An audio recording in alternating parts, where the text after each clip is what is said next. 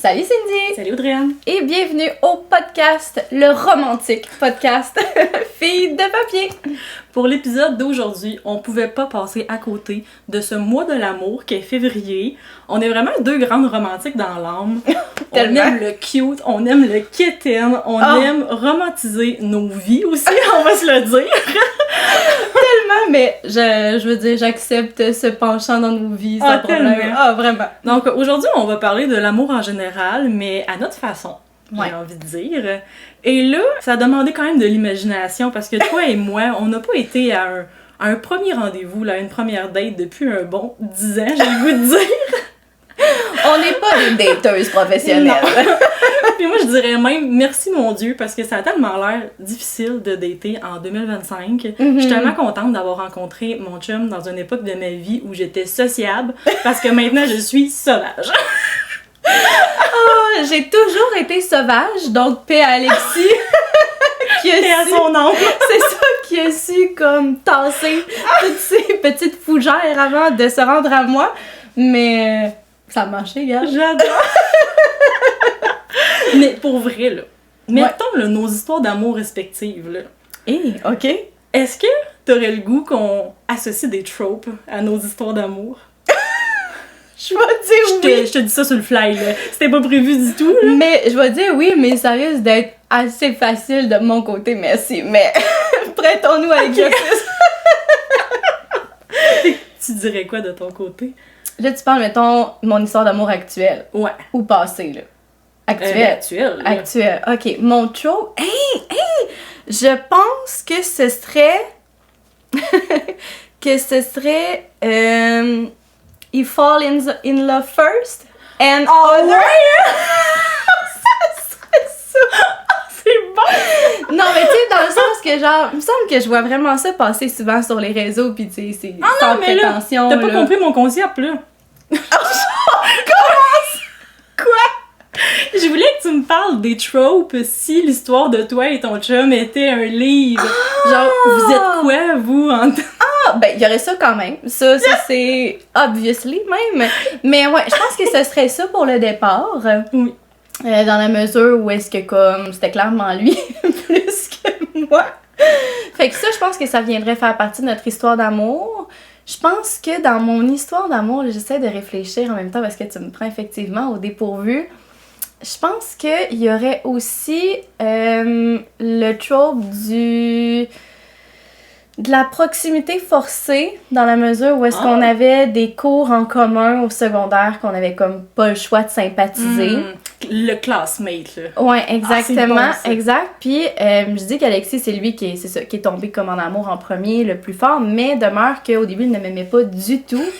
Et moi, j'étais juste la petite fille bubbly qui pensait que tout le monde m'aimait sans problème. Jusqu'à temps que c'est ça. Finalement, ils me disent que non, j'étais vraiment pas si hot que ça. Mais c'est ça. Ça a quand même fait mon charme parce que c'est ça. Il est tombé direct dans le panneau.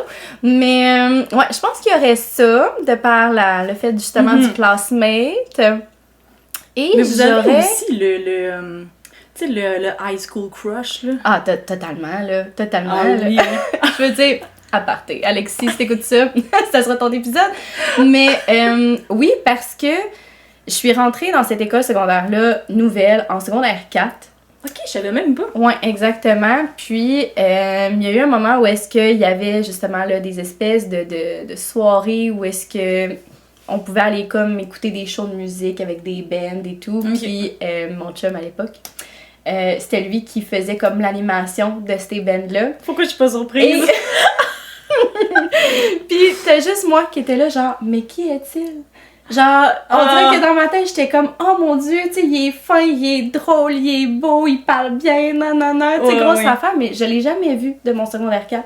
Jamais, c'était un inconnu. Le monde me disait, ben je pense qu'il s'appelle Alexis, puis j'étais là, intéressant, mais comme rien du tout. Non, mais tu pourrais écrire un livre, là. Oui, là. Pardon? Oui, là. Puis après ça, c'est en secondaire 5 où est-ce que les deux, on avait eu un cours en commun qui était le théâtre.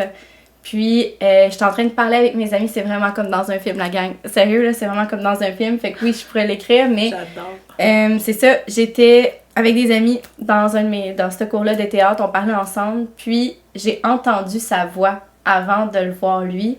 Puis j'ai su que c'était le gars que je trouvais donc cute en secondaire 4. Et je me rappelle m'être tournée et lui qui rentre en même temps dans les portes avec sa gang d'amis. Puis j'étais là... Un slow motion ici, là! Vraiment? J'étais là... C'est lui, c'est l'inconnu. Puis comme c'est resté de même, mais genre... Sans plus parce que je suis la fille super introvertie, gênée et tout, là. Mais ouais, fait que ça a comme starté de même. Puis là, je sais pas... tu m'en apprends, là. J'avais pas tous les détails de l'histoire. Mais là, je fais ça full vite. Mais j'adore. Mais oui, il y aurait ça. Sinon, dans les autres tropes, je pense que... je pense que ça ferait pas mal ça. Mais ton chum, c'est un golden retriever. Oui, mais oui. Il y aurait ça quelque part, mais c'est pas vraiment une trope. Mais c'est pour ça que, tu sais, je vais avec le « he falls first », dans le fond. Ouais. On dirait que dans ma tête, c'est comme... C'est ça, c'est évident. Mais oui, c'est un golden retriever 100%, là, 100%. Mais non, je pense qu'il y aurait aussi le soulmate. J'ai tendance à dire que comme... Ouais. C'était meant to be. Ouais, tu sais, on dirait que c'était deux âmes qui se sont juste retrouvées. Oh, je suis cute! C'est bon, ouais! J'espère qu'il va l'écouter. Là, t'es en train de faire un hommage à Alexis. Ça me surprendrait. Mais en tout cas, s'il l'écoute, tant mieux! Mais non, c'est ça. Fait que je pense que ça serait comme l'histoire de deux soulmates qui viennent à comme se rejoindre en une. On dirait qu'avec Alexis... Parce que maintenant, je fais encore une aparté, là. Dans le fond, on est là pour ça, là, aujourd'hui. Là. Dans le fond, pour mettre en contexte, ma mère, quand j'étais plus petite, avait un service de garde en milieu familial à la maison. Ce qui fait en sorte que dans la grande cour que j'avais en arrière de chez moi, j'avais vraiment comme une cour de récréation. Okay. Tu sais, j'avais des modules, j'avais des carrés de sable, j'avais des trucs pour aller jouer, j'avais de l'asphalte. Tu sais, j'avais là... Ouais. La cour où est-ce que quand t'as des amis du quartier, mais c'est chez vous qui va aller jouer. Ouais, exactement. Et Alexis, moi j'avais un bois en arrière de chez moi. Je le connaissais pas à ce moment-là, mais j'ai su par après, à force de comme se rappeler en fait de souvenirs d'enfance, qu'il habitait la rue en arrière de chez nous pendant 1 an. Puis on avait à peu près 4-5 ans, 6 ans peut-être. Puis il allait jouer chez moi quand nous on n'était pas là, fait que de manière illégale. Oh, c'est excellent! Où est-ce qu'il traversait le bois finalement, ouais, puis dans ma cour, bref, il y avait une clôture où est-ce qu'on pouvait ouvrir la porte, fait qu'il ouvrait la porte, il venait jouer, puis après ça, il repartait, mais ça on l'a su évidemment quand on a commencé à sortir ensemble, puis j'étais là, oh non, mais comme, on s'est genre manqué, fait que bref, ça part de loin, fait que soulmate.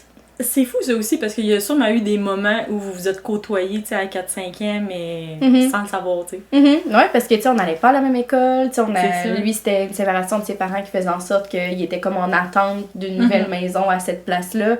Fait que tu sais, ça avait comme pas rapport, mais c'est ça, on est venu à se côtoyer, on dirait, plus tard par la force des choses. On avait des amis en commun sans même qu'on le sache. Fait que tu sais, ces amis-là, si je leur avais parlé d'Alexis en secondaire 4, sûrement qu'ils auraient pu faire, ben oui, genre c'est notre ami ou nanana, mais comme c'était des gars là, fait que tu parles pas de ça avec des gars là. Mais ouais, c'est ça. Ah, j'aime ça, c'était beau. Ben écoute, tu me prends des pourvus. Ben là, on dirait que j'ai pris un petit câlin. Oui. Et toi, dis-moi tout. On dirait que je me suis fait prendre à mon propre jeu parce que je t'ai posé la question puis j'ai pas réfléchi de mon côté.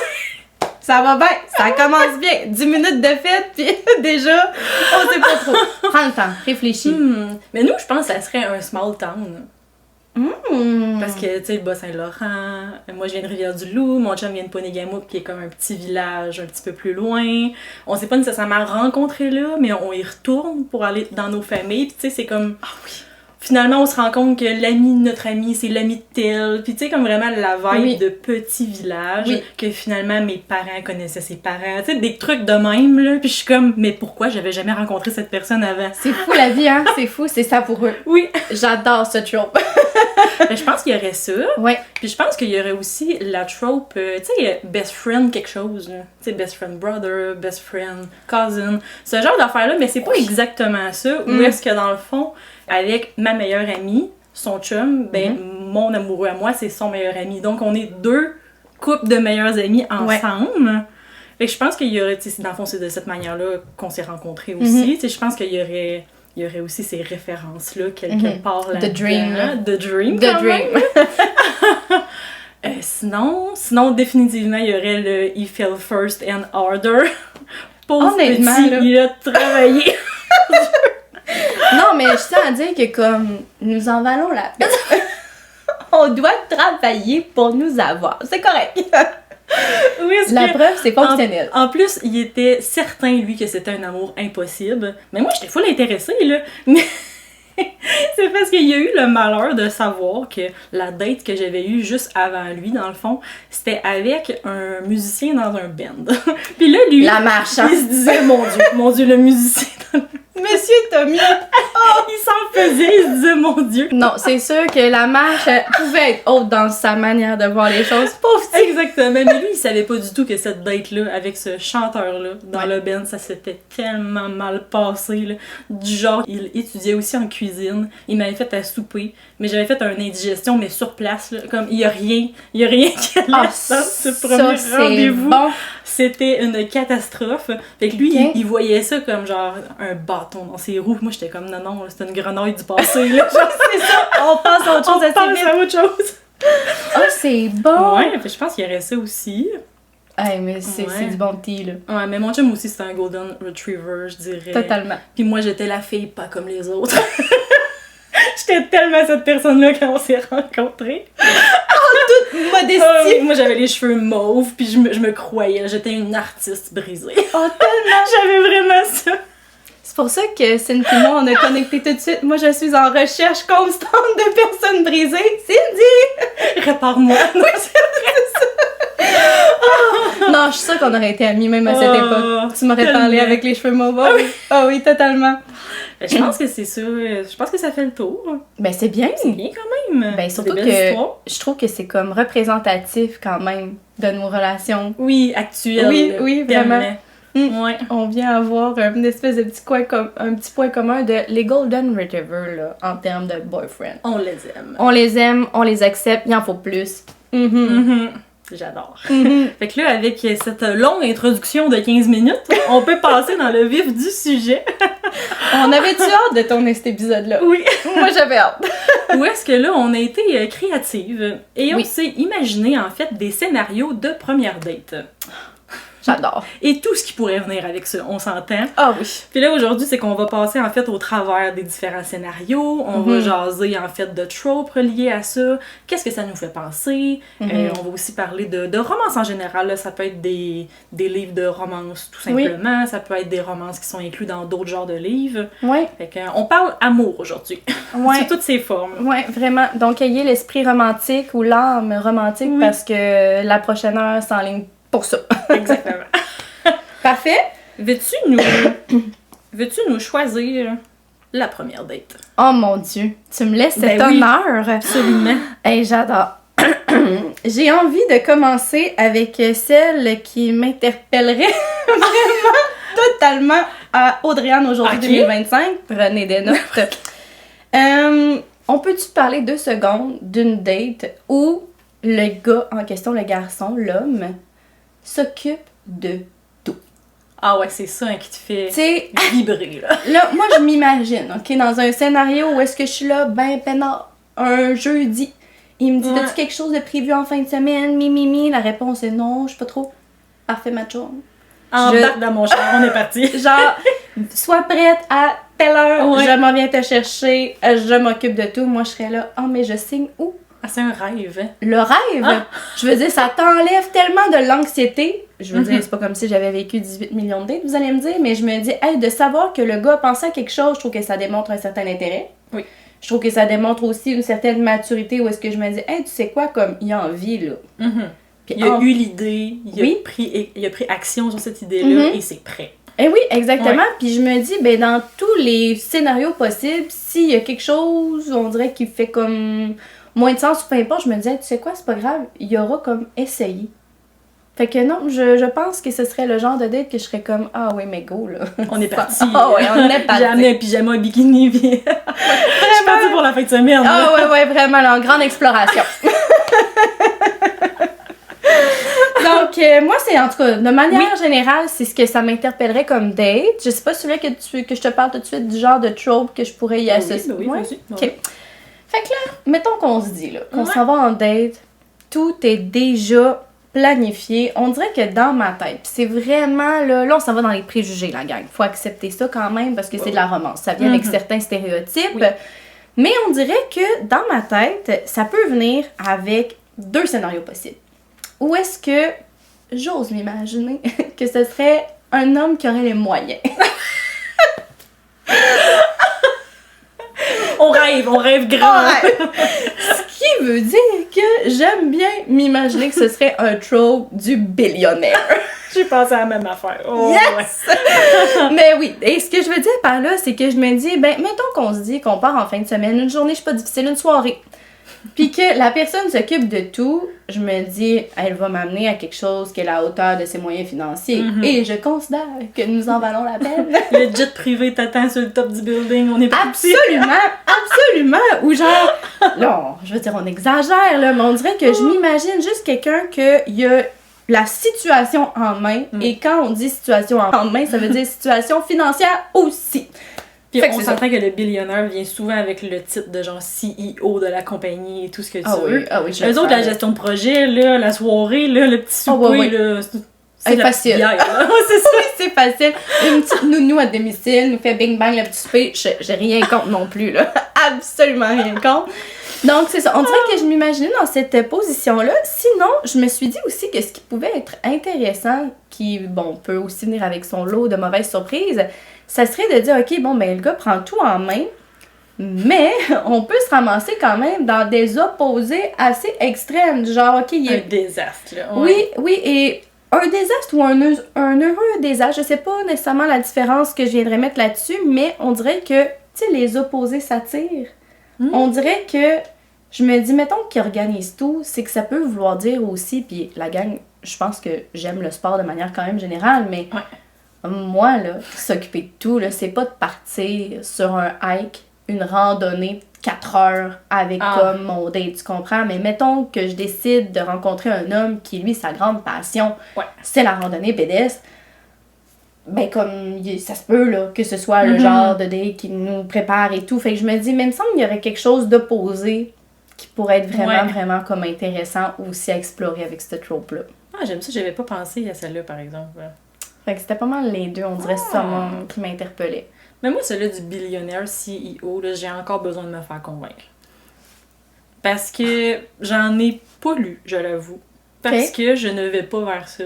Parce que je comprends pas trop l'attrait. Mais... Est-ce que tu aurais des suggestions? J'en ai 2, ma chum. Ah ouais? J'en ai 2. En fait, là, prenez des notes, OK? Ce que je vous dis là, en plus, ça se trouve être des romances où est-ce qu'on est avec des personnages que je dirais green flag. Donc, drapeau vert.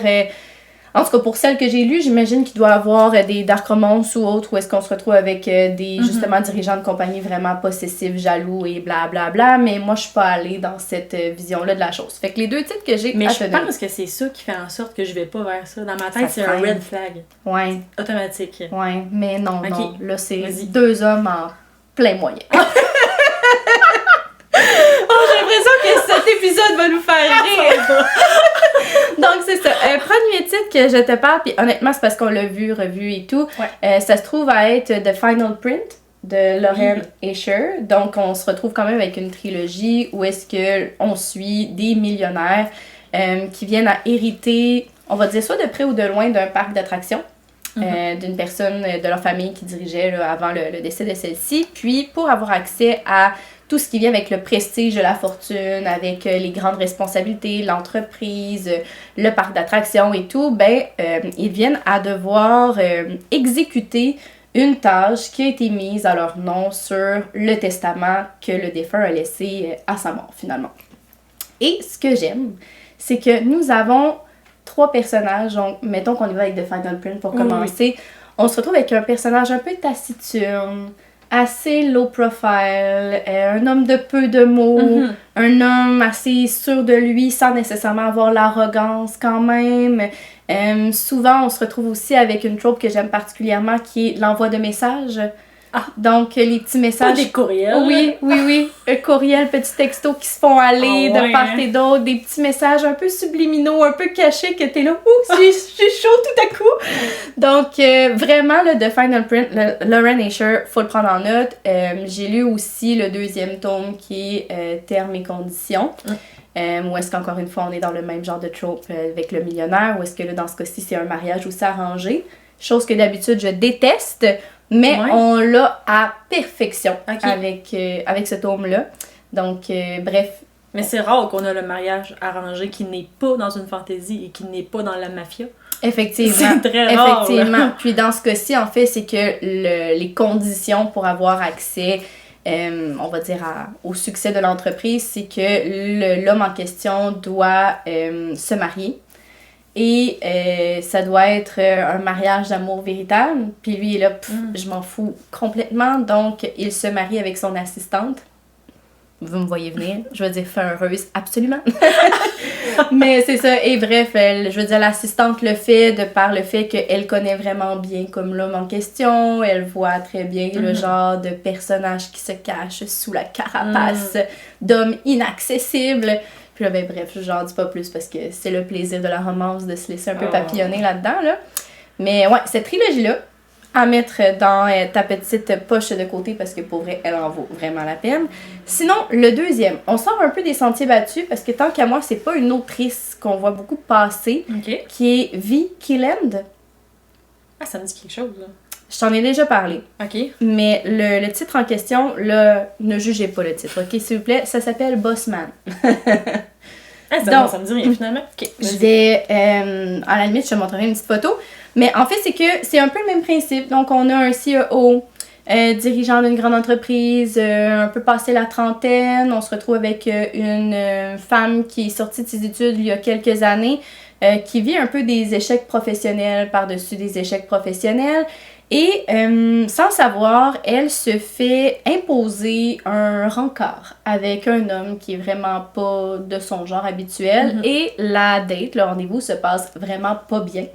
À un point où est-ce qu'elle n'est pas capable de sortir de ce souper-là tellement que l'homme est entreprenant, accaparant, un peu égocentrique et tout. Aucune fenêtre de sortie. Là. Aucune fenêtre. Et ben elle veut rester un peu polie parce que c'est ses amis qui l'ont mis un peu dans cette situation-là. Fait que là, elle est là comme, bon, ben je vais toffer la soirée même si ça me le dit pas du tout. Et le bossman, donc le boss quelconque d'une entreprise, est aussi à ce souper-là, mais avec d'autres personnes et il lui vient en aide.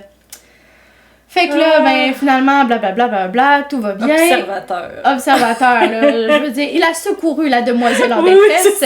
Et tout se finit là. Mais par le plus grand et heureux des hasards, elle vient passer une nouvelle entrevue dans un nouveau job. Où est-ce que le dirigeant de cette compagnie est notre homme en question? Chase de son petit nom. Donc, ce qui fait en sorte que, bon, etc. Et on arrive au fait que, bon, c'est un club de millionnaires. Mais ça, c'est un vrai plaisir coupable. Là. Ah, le millionnaire, même le billionnaire, j'ai le goût de dire. Parce que le millionnaire, c'est pas assez. On dirait que c'est de la petite scène, là. On veut plus encore. Mais c'est deux bons titres. Honnêtement, encore une fois, c'est des personnages qui sont loin d'être, je vais dire, impulsif, agressif, jaloux, possessif et tout ce qui finit en if là, quasiment. Là. Donc, c'est vraiment doux. Ça se lit super bien. Les dialogues sont punchés dans les deux tomes que je viens de vous parler ou même la trilogie en question. Ça donne chaud. Ouf, mesdames, ouf. Mais là, je suis curieuse, je l'ai jamais vu sur les tablettes, celui-là. Est-ce qu'il est traditionnellement publié ou c'est sur les numériques? Non, je l'avais emprunté, Bossman, à la bibliothèque il y a plusieurs années. Mais il existe papier. Oui, je crois que c'est avec les éditions addictives. Je crois. Ah, ça ferait du sens. OK. Donc, bon. Sinon, ben, Lauren Asher, lui, évidemment, oui, là, avec BMR. BMR, oui. Ouais, mais à enregistrer, je suis sûre que ça peut être aussi des formats électroniques, mais numériques plutôt. Mais ouais. Mais disponible en français papier. Oui, exact. T'avais dit quoi, toi? Ça.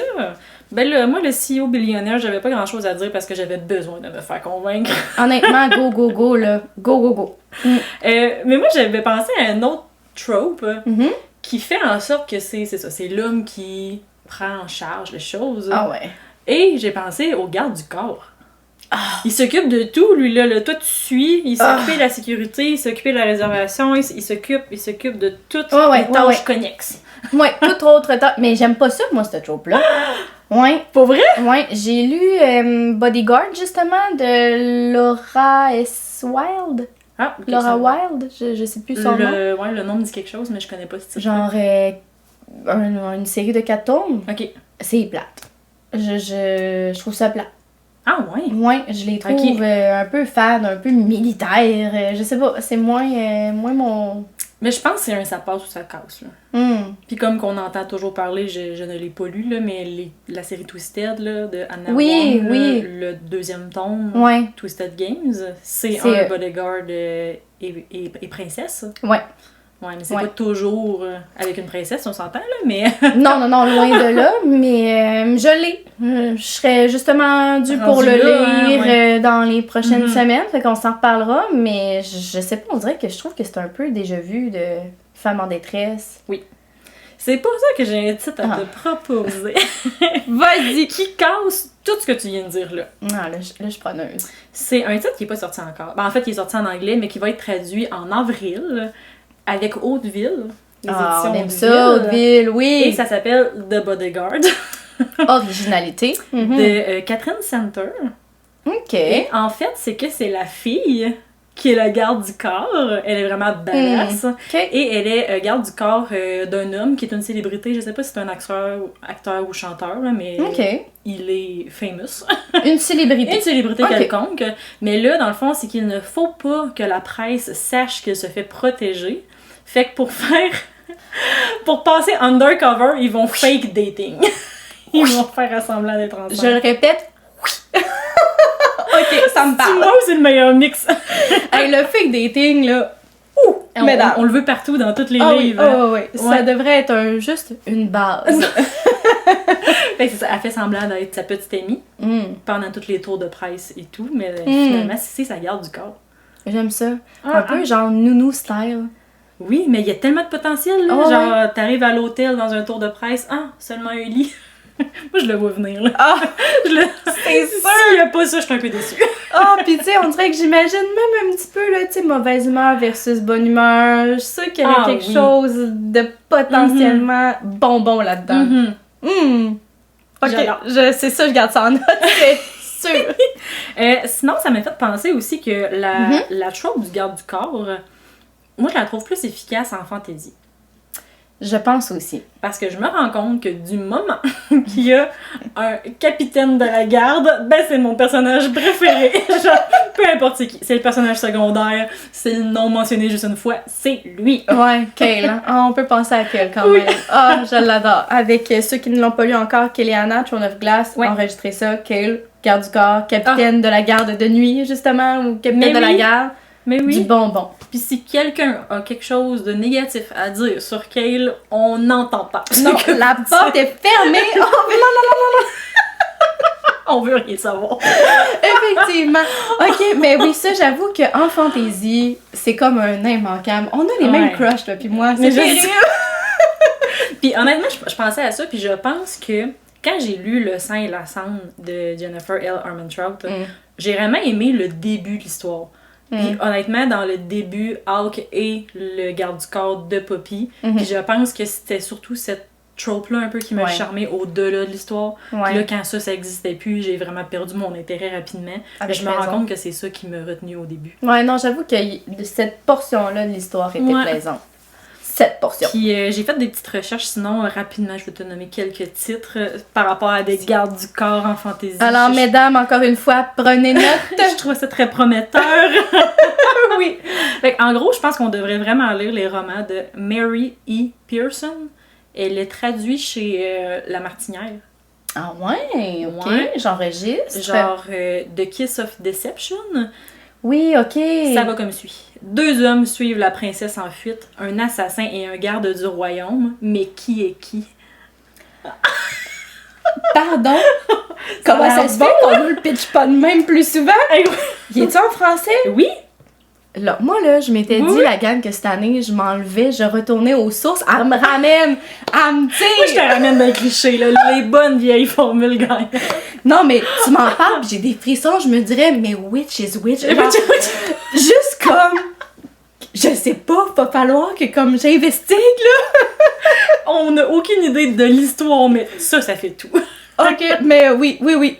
Ah, j'enregistre ce titre-là, là. Il est là. Oui. Puis sinon, j'en avais un autre que je trouvais quand même intéressant, mais qui a l'air d'être de frôler la limite de la dark romance un peu, j'ai le goût de dire. Ouais. To Bleed, A Crystal Bloom, qui est traduit chez Olympe. Sous le titre Un pétale de cristal et de sang. C'est écrit par Sarah A. Parker, qui est la même fille qui a écrit When the Moon Hatch. Oui, avec les dragons. Oui. Mais c'était comme sa série précédente, dans le fond, avant qu'elle ait son succès. Et là, cette série-là, le pitch. Un capitaine de la garde obsédé par sa protégée avec un côté dark, possessif et interdit. Mais quel est le côté interdit? Je me questionne! Ok, je préfère le premier pitch, mais je vois un potentiel quand même du Kindle, mettons. Oui. Je sais pas si ça pourrait se faire, Kindle Unlimited, justement. Oui. Ok, intéressant. Mais tu sais, autrement dit... Oui, puis tu sais, autrement dit, dans le fond, le Bodyguard, j'avoue que je pense que j'aime ça dans le fantasy, ou en tout cas dans le science-fiction, parce qu'on s'entend que toutes les Ice Planet Barbarians, les Clickenians et autres de ce monde, c'est tout ça, là. C'est tous des gars, genre, qui sont comme en grosse protection d'un danger potentiel. Prêts à tout. Voilà. Au prix de leur vie. On les aime-tu, hein? Ok. Fait qu'on aurait fait le tour, je pense, pour... Ben oui, ce genre de date-là. Ben oui. Est-ce que tu veux que je choisisse la prochaine, peut-être? Ben c'est sûr, hey. Ok. Regarde, je vais prendre celle-là qui est juste à côté. La date avec une personne du passé. Oh, que là, on en aurait à dire. Et là, on a dit, no joke, est-ce que ça passe ou ça casse? Genre un gars avec qui t'allais au secondaire, une connaissance de loin, un crush lointain. C'est-tu fiable, ça? C'est-tu fiable? C'est-tu fiable, la gang? Dites-nous tout en commentaire. Qu'est-ce que t'en penses? Mais pour vrai, ça peut être fiable ou pas. Ouais. Alors, c'est fiable dans la seconde chance, j'ai envie de te dire.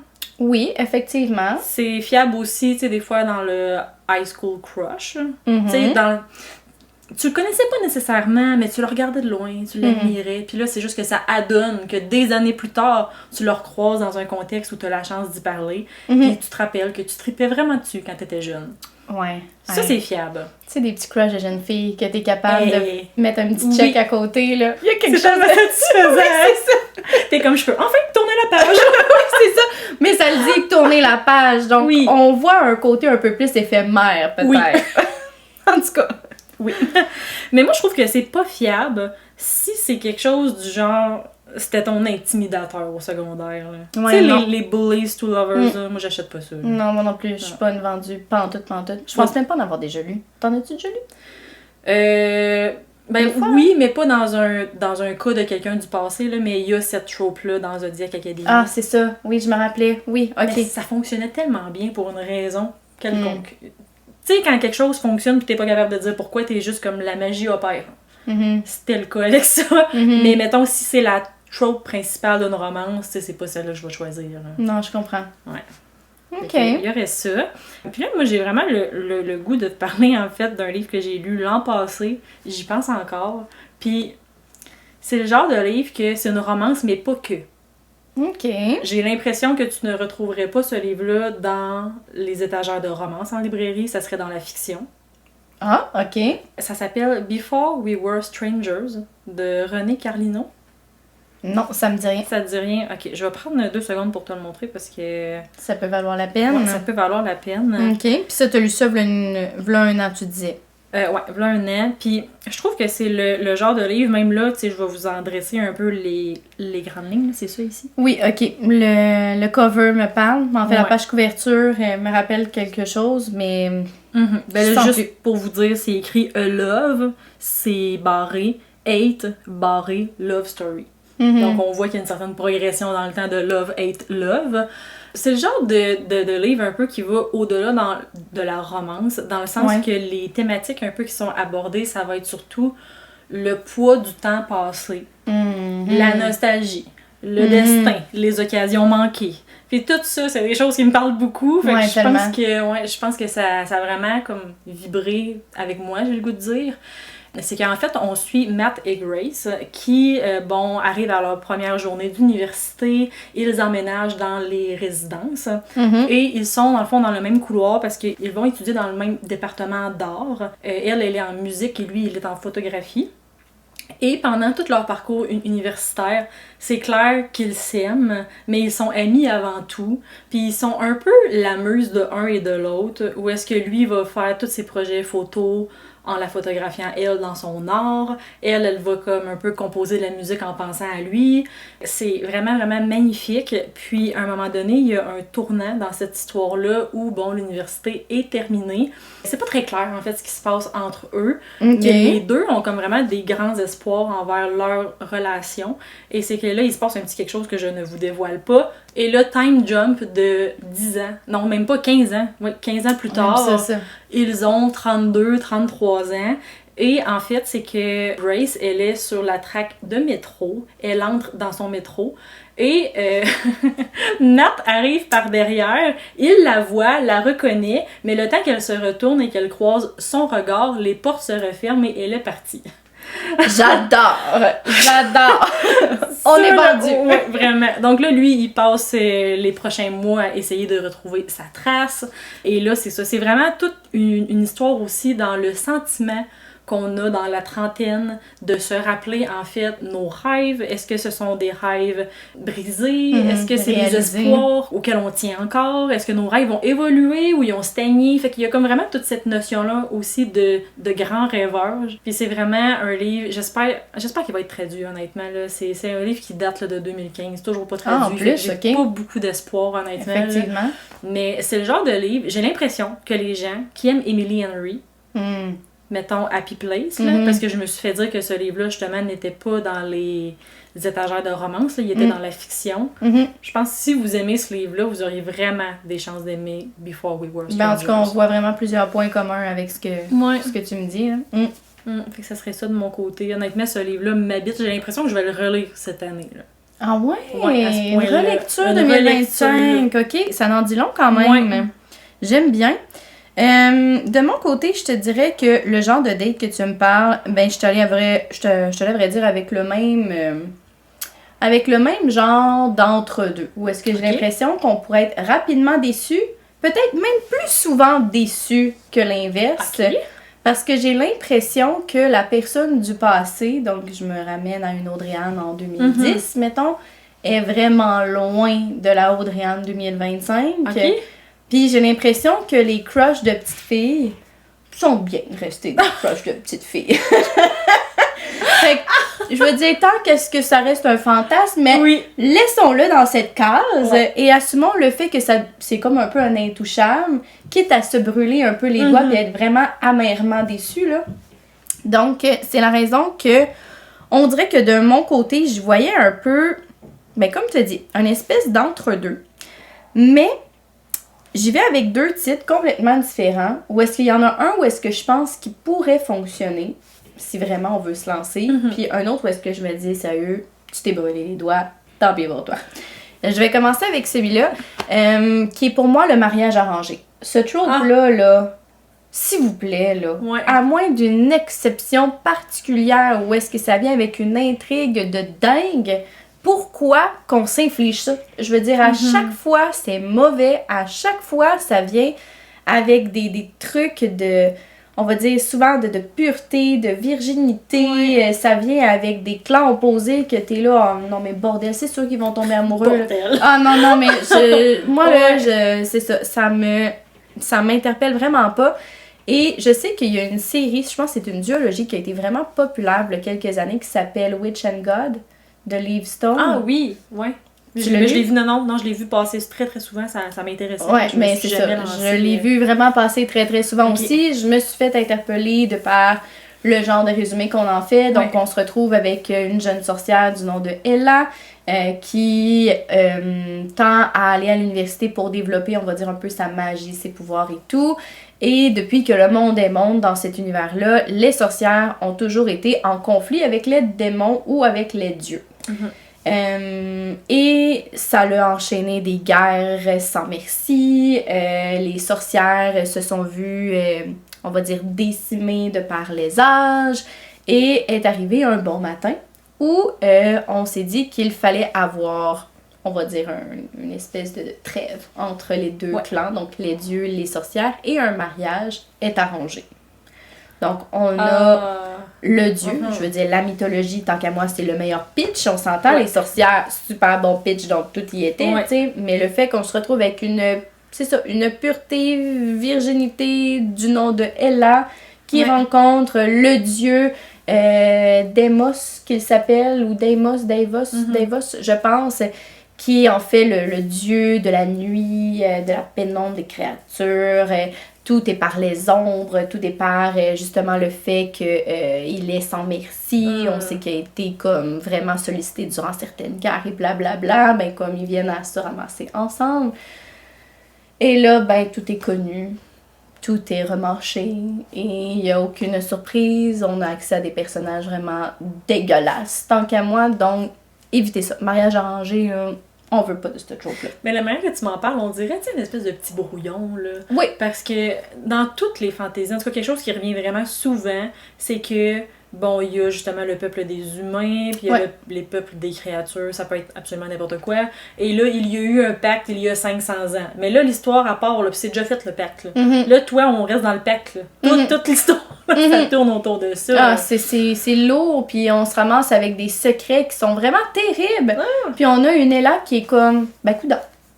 Puis je suis là, ben ouais. Elle est comme, fallait je me marie. Ouais, puis je suis là, mais dans quel monde vis-tu pour te dire que ces secrets-là qu'on t'a cachés toute ta vie, là, valaient un ben coudonc? Je comprends pas. Je comprends pas, c'est...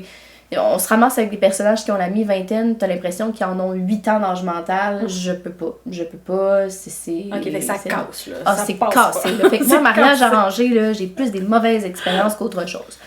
Mais, sinon, j'ai envie de dire que je pense que ce que j'aimerais de ce genre de date-là, ça viendrait avec un trope de 2 mondes à part qui viennent en faire qu'un. Et là, ce qui me vient en tête, c'est une série de nostalgie que j'ai lue là plusieurs années, qui est une trilogie, en fait, de Lorraine Oliver, qui est Delirium.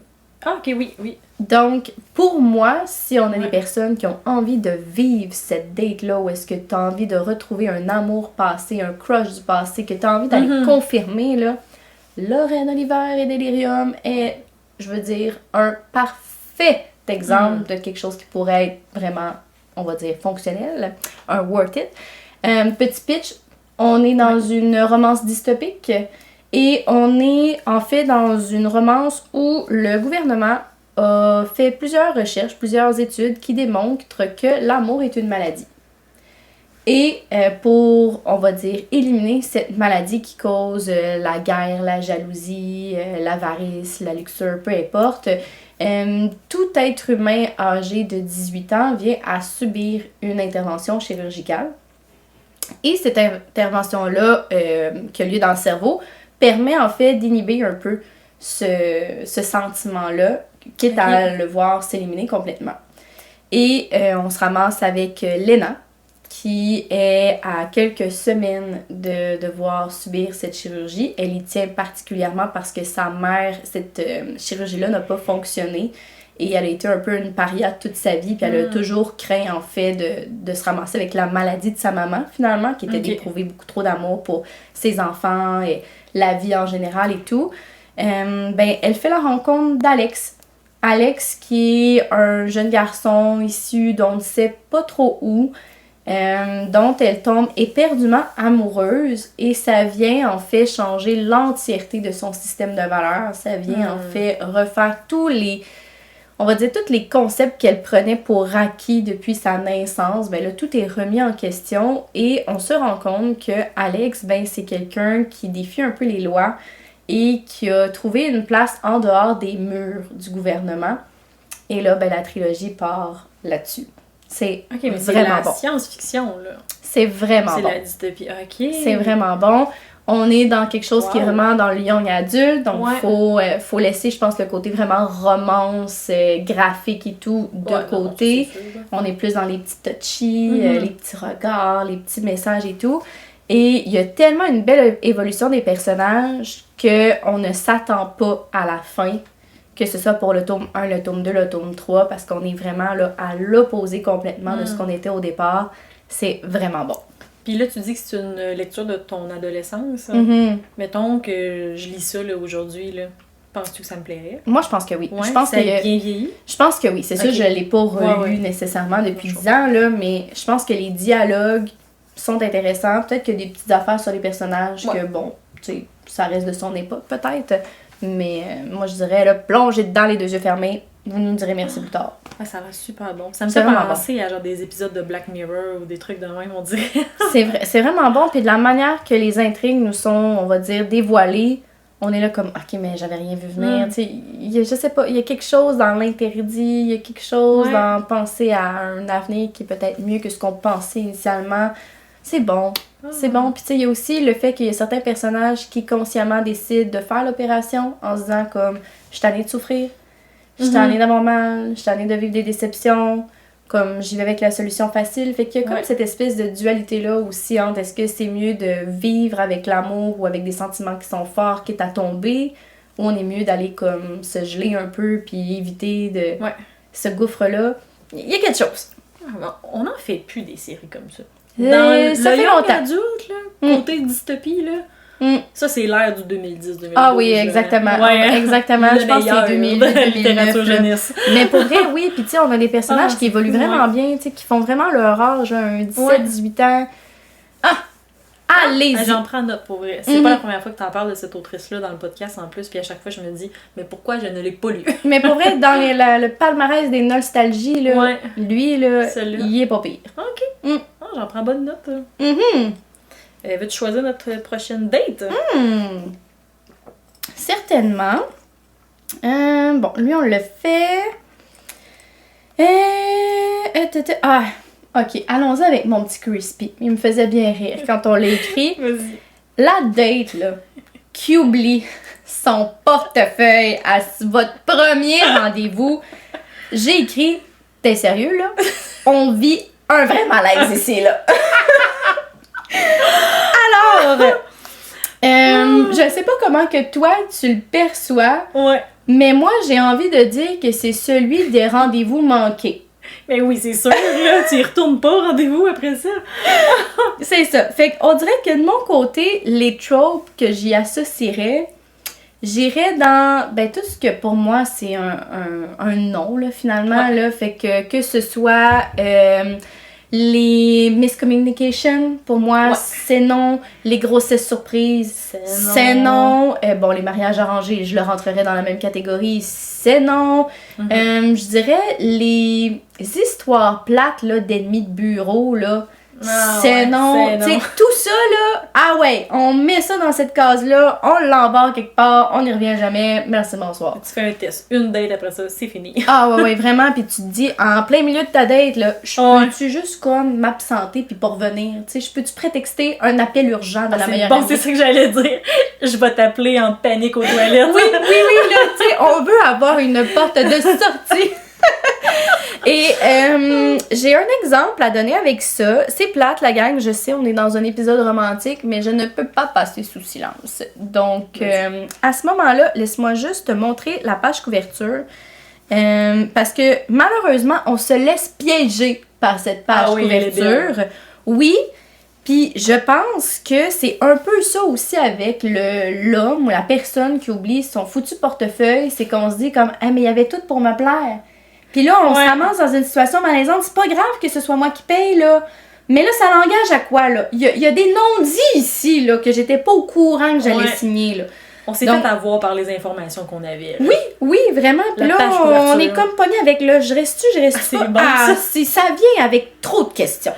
Alors, je te montre la page couverture. La gang, on va vous le montrer, évidemment, là. Ça s'appelle « Ce qu'on ne s'est jamais dit » de Sloan Arlo. On l'a vu passer, lui, l'été passé, là. Oui, quand même. L'été 2024, là, c'était partout. Ouais, je vais dire pas une folie furieuse, mais on n'était pas loin.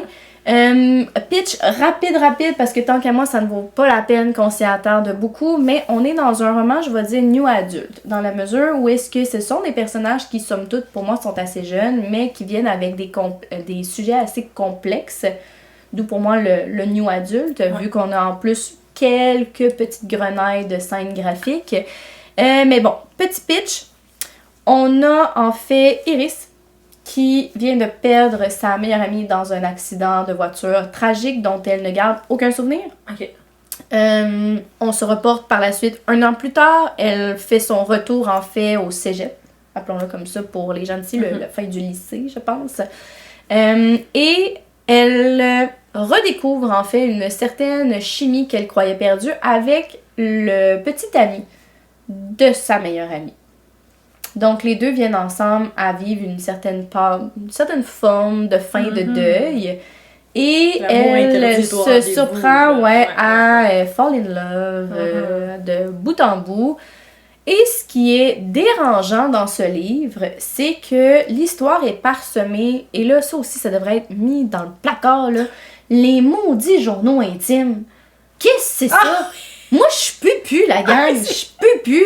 Mais je comprends pas, honnêtement, puis c'est la même affaire qu'un autre livre dont on ne prononcera pas le nom aujourd'hui. C'est ça que j'ai en tête, vas-y. Mais comment ça se fait qu'il y a des personnages qui se disent, déjà de un, tu lis le journal de ta meilleure amie défunte, tu le lis, là, et là, tu as accès, c'est ça, à du contenu que tu dis, mais voyons donc, ma meilleure amie était une toute autre personne que ce que je pensais qu'elle était, puis tu te dis que tu vas échelonner je sais pas moi, ce livre-là, ce journal-là de, je dis n'importe quoi, 50 pages en 1 an. Qu'est-ce que c'est ça?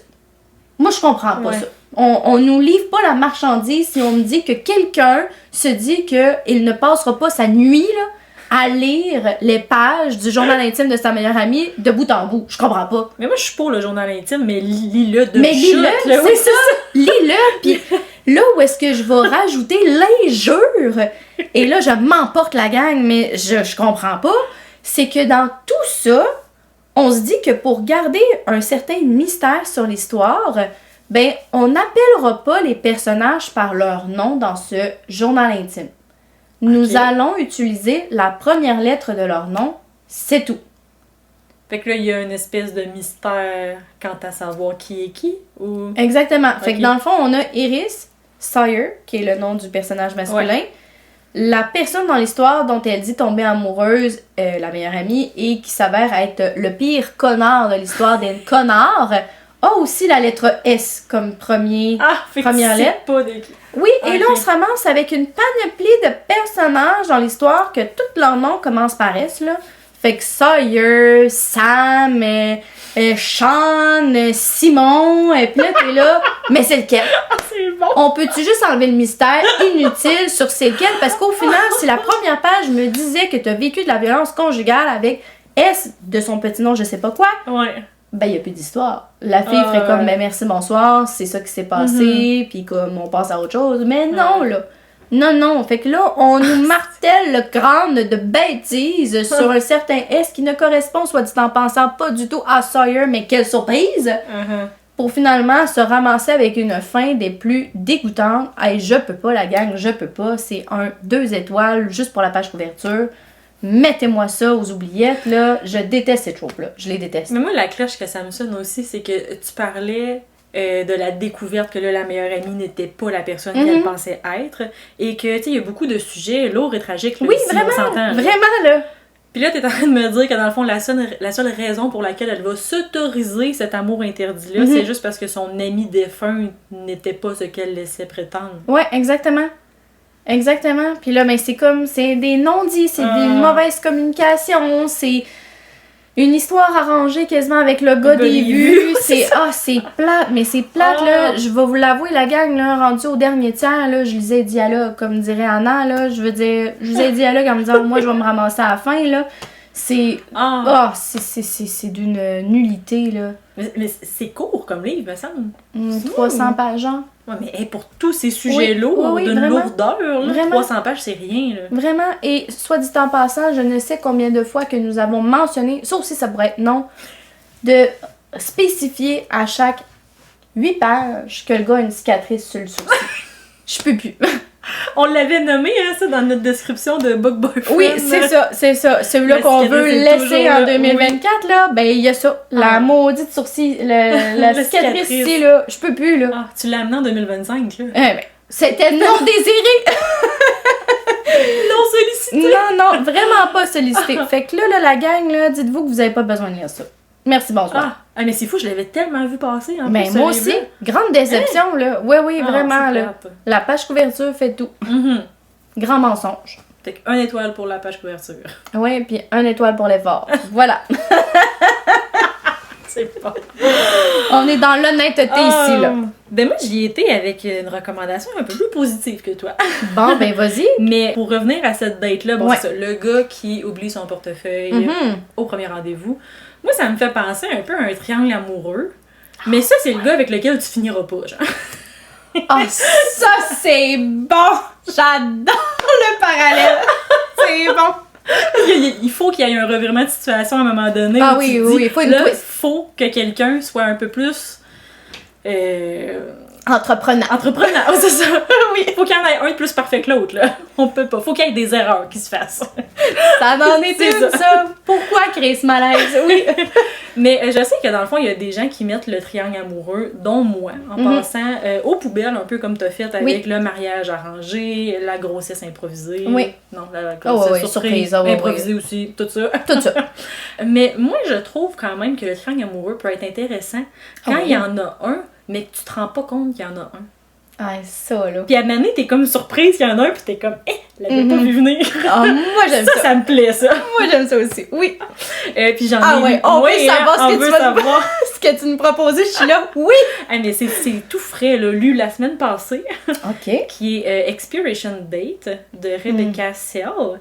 Et là, moi, j'ai une vision, là, je suis sûre que ça va être traduit par les éditions Saint-Jean. Moi, je vous dis, là, je suis sûre là, que donnez-leur 1 an, je pense que ça s'en vient. Parce que tous les autres romans de cette autrice ont été traduits. OK. Avec eux, il y a In 5 Years, qui a été traduit par 5 ans pour l'amour. OK. Il y a aussi One Italian Summer, qui est un été italien, qui est sorti l'été passé, justement. Ouais, exact. Mais là, ça, c'est comme son nouveau roman. Donc, OK. on leur laisse 1 an. Je pense que ça sent Bon, bien. ben, Saint-Jean, vous nous écoutez? Écoutez-nous. On veut l'avoir. On le veut, celui-là. Oui, Pour on le veut. vrai, là. Je sais pas si t'as écouté l'épisode de Black Mirror. Est-ce que t'as écouté cette Non. série-là? Pas du tout? Ok. Non.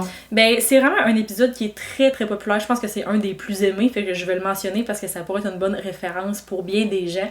Il y a un épisode dans lequel on est clairement dans un concept de science-fiction, là, où est-ce que les gens reçoivent sur leur montre un décompte, en fait, du nombre de temps avec lequel ils vont être avec la personne. Fait que là, ils s'en vont en date. Mettons, je m'en vais en date, puis là, sur ma montre, ça marque 48 heures. Fait que là, je sais que je vais être avec cette personne-là pendant 48 heures. OK. Et là, à un moment donné, il y a, bon, c'est soit une fille et un gars dans cet épisode-là qui se disent, mais là, ça se peut pas, la vie ce soit ça, genre, puis ils essayent un peu de trouver une raison derrière, et même, je pense qu'ils essayent aussi d'aller à l'encontre de ça, ils essayent de rester ensemble, même si ça disait que le compteur était terminé. Fait que là, prenez l'essence là, de cet épisode-là. Oui. Là, Oui. et imaginez-le dans une romance avec l'écriture de Taylor Jenkins Reid. Honnêtement, là, c'est ça. Je pourrais pas faire un mix plus parfait. Ça m'a tellement parlé. Où est-ce que là, dans le fond, c'est qu'on est dans une romance avec une petite touche de réalisme magique qui est en fait que la fille reçoit des lettres d'on ne sait où. À chaque fois qu'elle a un premier rendez-vous, elle reçoit une lettre avec le nom du garçon en question et le nombre de temps avec lequel elle va être OK. avec lui. Et c'est tellement bon, là! Moi, je suis incapable de bien te l'expliquer, OK? Oui, vas-y. Que ça se passe à Los Angeles avec un personnage qui s'appelle Daphné. OK. Et on suit Daphné, en fait, dans sa vie d'assistante productrice télévisée. OK. C'est sûrement pas le bon nom, honnêtement, pour ce titre-là, mais vous voyez un peu On voit le genre. genre de travail qu'elle fait. Oui. Et là, ce poste-là, en fait, l'amène à voyager beaucoup. Donc, elle rencontre des gens et elle rencontre des garçons au travers de différents pays.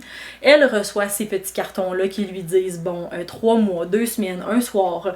Et c'est comme si elle était un peu résignée envers l'amour, parce qu'en fait, c'est qu'elle a pas besoin de se faire de plans pour le futur, parce que le petit carton le fait à sa place, mais il y a aussi une espèce d'urgence de vivre qui s'installe, parce que si le carton lui dit 3 mois, mais là, elle va comme être un peu dans une urgence de vouloir utiliser ce 3 mois-là au maximum, de pouvoir en tirer toutes les possibilités, et finalement, est-ce qu'en n'ayant pas fait ça, ça aurait plus fonctionné avec la personne? Est-ce que c'est cette urgence-là d'être dans l'instant présent qui fait en sorte qu'elle agit différemment? Donc, il y a un peu ce questionnement-là qui plane au-dessus d'elle. Très actuel, je trouve, quand même. Oui, jusqu'au bonjour, en fait, où elle rencontre Hugo. Et avec Hugo, elle a 3 mois. Sauf qu'elle est vraiment en amour avec Hugo, et Hugo est aussi en amour avec elle. Et là, jusqu'à se demander, mais dans le fond, pourquoi juste 3 mois si nous, on continuerait un peu plus longtemps? Mais rendu à ce moment-là de sa vie, c'est qu'elle est tellement habituée, en fait, de respecter les règles de ces cartons-là, que, elle ne se pose pas de questions, et rendue à leur dernière journée, elle invente un peu une situation qui fait en sorte qu'ils se séparent. Mais c'était-tu vraiment leur désir? Pas du tout, là. C'est un coup monté pour faire en sorte que le 3 mois se termine. Elle continue à penser à lui continue à penser à elle. Puis là, honnêtement, j'ai l'air de vous raconter le livre au complet, là, mais pas du tout. C'est ça la prémisse, en fait. Après sa rencontre avec Hugo, c'est que là, elle va rencontrer Jake. Et là, c'est là que le triangle amoureux s'installe sans qu'on le voie venir. Et Jake vient avec un carton où est-ce qu'il y a seulement son nom. Donc, pas de date définitive, pas de date de péremption. Donc, elle se dit, c'est lui, c'est l'homme de ma vie. Mais là, elle pense toujours à Hugo. Mais là, il y a ce gars-là aussi qui est parfait pour elle. Puis là, c'est un peu aussi d'explorer la question de choix, la question de à quel point il y a des choses aussi qui est semé sur ta route, mais que tu peux aussi les outrepasser si tu en as envie. À quel point tu vas te conformer à une situation parce que les paramètres te disent de faire ça. Ah ouais, je veux savoir avec qui elle finit. C'est tellement bon! Puis honnêtement, c'est la première fois, je pense, que je lis un triangle amoureux qui semblait pas en être un, j'ai le goût de dire. Je le sentais pas du tout comme une compétition, là, parce que c'est pas en fait ces deux hommes-là qui sont là en même temps dans sa vie, qui se battent pour son attention. Là. Les deux sont vraiment en mode, on a des choses différentes à t'offrir, et... C'est quoi tes besoins, là? Qu'est-ce que tu fais avec ça, finalement? T'es qui, toi? Oui. Ça me donne envie. Sauf qu'il faut pas oublier que Daphné, tu sais, sa vie amoureuse a toujours été régie par ces cartons-là, ce qui fait en sorte que ses besoins, elle ne les connaît pas. Ouais, c'est ça. Fait qu'il y a comme une découverte de soi là-dedans. Ouais, vraiment. Ah, j'aime ça. Puis honnêtement, tout ça, ce n'est qu'une parcelle du livre. Il y a beaucoup de... C'est comme aussi un livre qui, le développement personnage est vraiment au centre. Ouais, j'aime ça. Ouais. On va je pense vraiment que t'aimerais ça. Ouais, puis là, on dirait que j'ai comme un penchant pour Jake en me disant, le pauvre, tu sais... Si tu joues un peu contre... Oh, en tout cas, je sais pas. Il y a quelque chose. Plein de choses en ce moment. Fait qu'on poursuit? Oui, on poursuit. Bon, ben vas-y donc avec celui qui t'intéresse. On peut continuer avec celui-là, juste en dessous peut-être, qui est la date avec l'un des meilleurs amis à ton frère ou à ton cousin.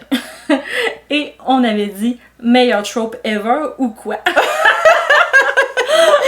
Genre, le rêve. Ah oui, là. Donc là, on peut penser à toutes les best friends. Ah, vraiment. Donc, brother, cousin, sister. On a toutes les variantes du monde. Mais dans le fond, c'est la personne qui est toujours là dans ton quotidien. Parce que c'est le meilleur ami ou la meilleure amie de quelqu'un qui est dans ta vie. Donc, tu l'as croisé dans toutes les situations. C'est comme une constante. C'est genre un pilier dans la vie. C'est de même que je le perçois. Oui, le pilier. Ouais, le pilier. C'est comme un peu, je trouve, la rambarde. Tu sais, c'est la personne qui te connaît depuis tellement longtemps que comme c'est un filet de sécurité. Il y a quelque chose qui fait que comme c'est doux. Puis souvent, il t'a vu à ton meilleur puis à ton pire. Vraiment. Puis il y a comme une espèce de petit amour par personne interposée. Fait que si on apprécie les deux, comme le cousin, le frère, peu importe, il y a une petite connexion quelque part, là, c'est sûr. Puis l'espèce de bagage aussi que tu le connais pas vraiment. Mais en même temps, tu le connais tellement dans des détails insignifiants. Ah oui! Genre, t'as jamais eu de conversation avec, mais tu sais qu'il prend son café de telle manière, par exemple. Ou... dans les petits détails. Voilà! Je vivrais pour ce trope tous les jours de ma vie. Pour vrai, je pense que j'aime autant ce trope-là parce que, en fait, avec tout ce qu'on vient de dire, là, je pense que ça met de l'avant le pouvoir des référents. Et moi, je ne vis que pour le pouvoir des référents, honnêtement. Je trouve que ça vient donner du poids à des petites choses où est-ce que tu te dis, tu sais, cette personne-là, tu n'est pas dans mon quotidien tant que ça, mais cette personne-là m'a vu à mon bal de finissant, à tel moment, à mon premier chum, justement, c'est d'avoir été là dans des moments charnières. Puis des fois, t'as pas besoin d'expliquer de long en large pourquoi t'as telle réaction à une situation. Il le sait parce qu'il voit ton background, il sait d'où c'est que tu viens, la source des choses. Vraiment, puis tu sais, je le vois un peu comme étant, tu sais, un peu on va dire, la troisième roue du carrosse, tu sais, dans le sens qu'il est toujours, on dirait, ce genre de personnage-là, proche d'une certaine manière, à quelque part, une ombre. Il y a quelque chose d'enveloppant, moi, je trouve, avec ce genre de trope-là. C'est comme mondé, bonbon. Vraiment, là. On dirait qu'on peut pas se ramasser dans des histoires lugubres, un peu pas rapport. C'est rempli de bienveillance, là. Vraiment. Tout est dans le timing avec ces romances-là. Vraiment. Mais c'est tout. Et je trouve que c'est souvent aussi le genre, ben, soit de date ou de trope, peu importe, qui vient avec une certaine forme d'humour. Que moi, je me dis, c'est là où est-ce qu'on peut se permettre des petites pique, pis je suis là, c'est croustillant, ouais, je les aime, c'est vrai, les pics, hein, parce que souvent c'était les petites jokes bien placées, mais finalement tu te rends compte que c'était un intérêt bien caché aussi. Voilà, bien caché, enfoui. Allez-y. Vendez-moi tout ça. Vraiment. Est-ce que toi t'avais, puis je tiens aussi à préciser que souvent ça vient avec le trope de il tombe en amour en premier et le plus fort. Mais oui, ça vient avec. Elle voit rien de tout ça aller. Je veux pas qu'elle voie ça aller, là. Je veux qu'elle soit chouk. Totalement. Mais ouais, t'avais-tu des titres, toi, par rapport à ça? Ben j'en ai surtout un, j'ai lu il y a pas si longtemps, puis qui est de notre chère Hailey Hazelwood. Ben oui, la queen! La queen! Oui! Puis c'est vraiment la petite novella, j'en ai parlé beaucoup sur Instagram, mais je n'ai pas parlé dans le podcast encore, fait que je vais le glisser ici, qui est Cruel Winter with You, qui est un Amazon Original, donc c'est une lecture numérique seulement, 73 pages de pur bonheur et de pure perfection. Puis ça me fait vraiment rire parce que honnêtement, là, je peux pas penser à ce livre-là sans penser à toi.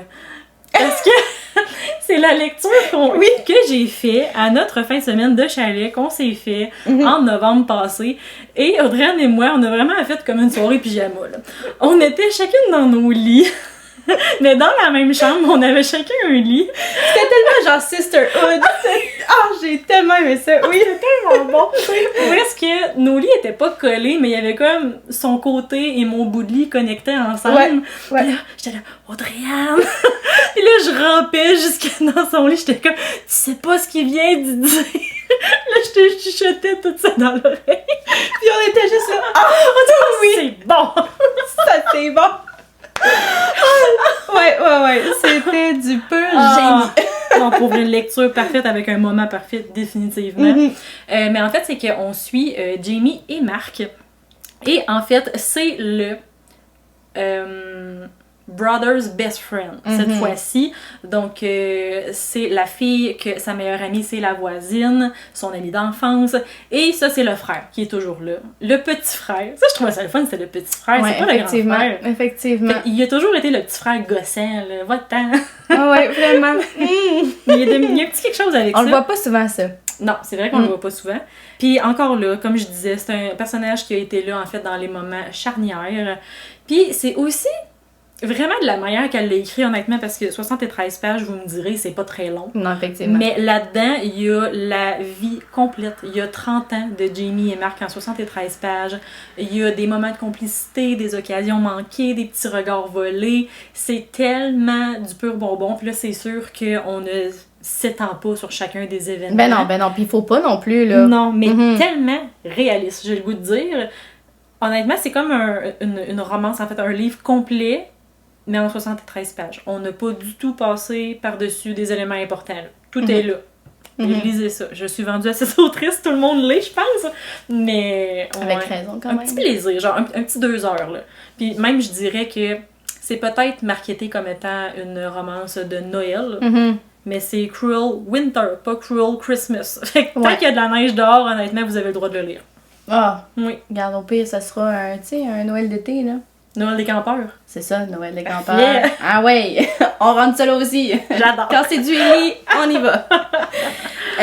De mon côté, je te dirais que j'y suis allée avec un roman, on dirait surtout une autrice avant tout, mais je vais parler, oui, d'un roman qui peut aller bien avec ce genre de trope-là qu'on a parlé, qui est drôle aussi parce que je l'ai lu au chalet, un roman de cette autrice-là, qui est Anita Higgins. Oui! Pour moi, là, la gang, si vous ne connaissez pas encore Anita Higgins, plongez. Plongez tête première. Ses séries sont bonnes, ses stand-alone sont excellents. Elle a une plume ultra dynamique. La romance prend de la place, c'est sûr, mais enlever la romance, il reste une histoire à travers ça, que ce soit une enquête, que ce soit une découverte d'un secret quelconque, que ce soit le fait qu'on essaie de penser des blessures ou réparer certains traumas du passé qui veulent comme... Où est-ce qu'un personnage, en fait, veut aspirer à une vie meilleure. Tu sais, on dirait qu'il y a toujours de quoi de plus profond que la romance. Puis, celui-là dont je vais vous parler, c'est qu'on se retrouve pas nécessairement avec le fait que ce soit le meilleur ami d'un frère ou autre, mais plutôt, en fait, un ami interposé où est-ce que, pour faire une histoire courte, on se retrouve avec Iris, qui décide de changer de ville pour, en fait, juste penser ses blessures, puis aller de l'avant par rapport à des choses marquantes qu'elle a connues du passé. Elle fait donc ses études universitaires, en fait, sur un campus, et le titre du livre s'appelle No Rule. Donc, de Anita Higgins, comme je le disais. Et, en fait, elle se lie d'amitié avec une fille. Tout va bien. Et cette fille-là, en fait, est aussi amie, on ne sait pas trop de quelle manière, avec un garçon. Le nom du garçon, juste à être sûr que je me trompe pas, oui, Tucker. C'est ça, Tucker. Donc, et le fait justement que cette amie-là les présente, ben il n'y a rien nécessairement qui les rapproche, outre le fait qu'ils ont en fait cette amie-là en commun. Et de là découlent des scènes où est-ce que genre ils viennent à se piquer, où est-ce qu'ils viennent à se challenger un peu, où est-ce que viennent des soirées où l'ami en question est de moins en moins là, mais que Iris et Tucker viennent quand même à partager certains moments qui, au départ, il n'y avait rien à faire ensemble parce que l'ami commun n'est pas là. Mais on découle à quelque chose qui, finalement, vient à s'allumer. Et ce que j'aime, de Anita Higgins, c'est qu'elle parvient toujours à nous mettre une petite notion de comme... C'est-tu bien ou c'est pas bien? Ah oui, genre, c'est trop croustillant, fait que je peux pas m'en empêcher. Et dans ce roman-là, je vous le dis, la gang, c'est du bonbon, ok? C'est du bonbon où Tucker vient avec le Found Family, finalement, qui est comme ses amis de toujours, qui l'ont suivi à l'université, et eux, ils sont réputés comme étant la meute. Je mets des gros guillemets à la meute. C'est qu'ils organisent des fêtes incroyables, des activités incroyables, et l'une d'entre elles, c'est que vient un moment où ils agissent vraiment comme une meute, et tu peux décider de faire partie de cette meute-là si tu décides de vivre certains rites de passage. C'est pour ça que je te dis très croustillant. Très croustillant. C'est tellement pas correct, mais en même temps... Non, c'est vraiment pas correct. Vraiment pas. Mais il n'y a rien de sexuel là-dedans. Mais c'est plus de dire que Iris se retrouve à être un peu embarquée dans tout ça malgré elle. Et elle vit, en fait, certains rites de passage parce que Tucker, il est là, genre, sérieux, je sais pas d'où tu viens, je sais pas pourquoi tu décides d'être chez nous, t'es comme dans ma ville et tout, mais genre, je vais te connaître, là. Puis elle est comme, ok, mais non, tu sais. Puis là, en tout cas, bref, il y a plein des affaires autour de ça. Je sais que j'ai pas l'air claire, mais c'est parce que je veux comme rien divulguer non plus. Mais il y a des moments marquants où est-ce que ces rites-là, je suis là, oh, mais j'ai chaud. J'ai chaud parce que là, la fille, elle apprend à se connaître, elle apprend en plus à, comme... mieux comprendre, on va dire, ses propres limites, d'imposer aussi ses limites aux personnes autour d'elle. Tucker, de son côté, vient à comme tester où il est limite, mais à comprendre que lui aussi, il vient avec on va dire, une espèce de masculinité négative qui vient à comprendre que ça a juste comme plus de bon sens, fait qu'il se met certains freins au fil de l'histoire. Il y a des courses-poursuites, il y a des chats à la souris là-dedans. Moi, là, courir dans un bois quand tu le sais que quelqu'un en arrière de toi, genre, te veux-tu du bien, te veux-tu du mal? On le sait pas trop, mais il se passe des affaires. Mais il y a de l'action. Ah, il y a de l'action. Il y a de l'action là-dedans. Mais c'est vraiment bon. Tu sais, ce roman-là fait genre 600 pages, mais c'est un 600 pages où est-ce que le développement des personnages est juste phénoménal. On se termine avec des gros cliffhangers à chaque fin de chapitre où est-ce que tu as envie de poursuivre le prochain. Ça vient avec des non-dits dans des dialogues où est-ce que t'es là, oh non, mais je sais qu'il tombe amoureux, là. Je sais que c'est là, mais comme personne ne se l'avoue. Ah, c'est du génie. C'est du génie. Allez-y. Mais c'est tu vois où elle est très versatile, Anita Higgins? J'aurais tendance à dire que non et oui à la fois, dans le sens que je pense que l'univers dans lequel elle inscrit ses nouveaux personnages est quand même, on va dire, assez connu.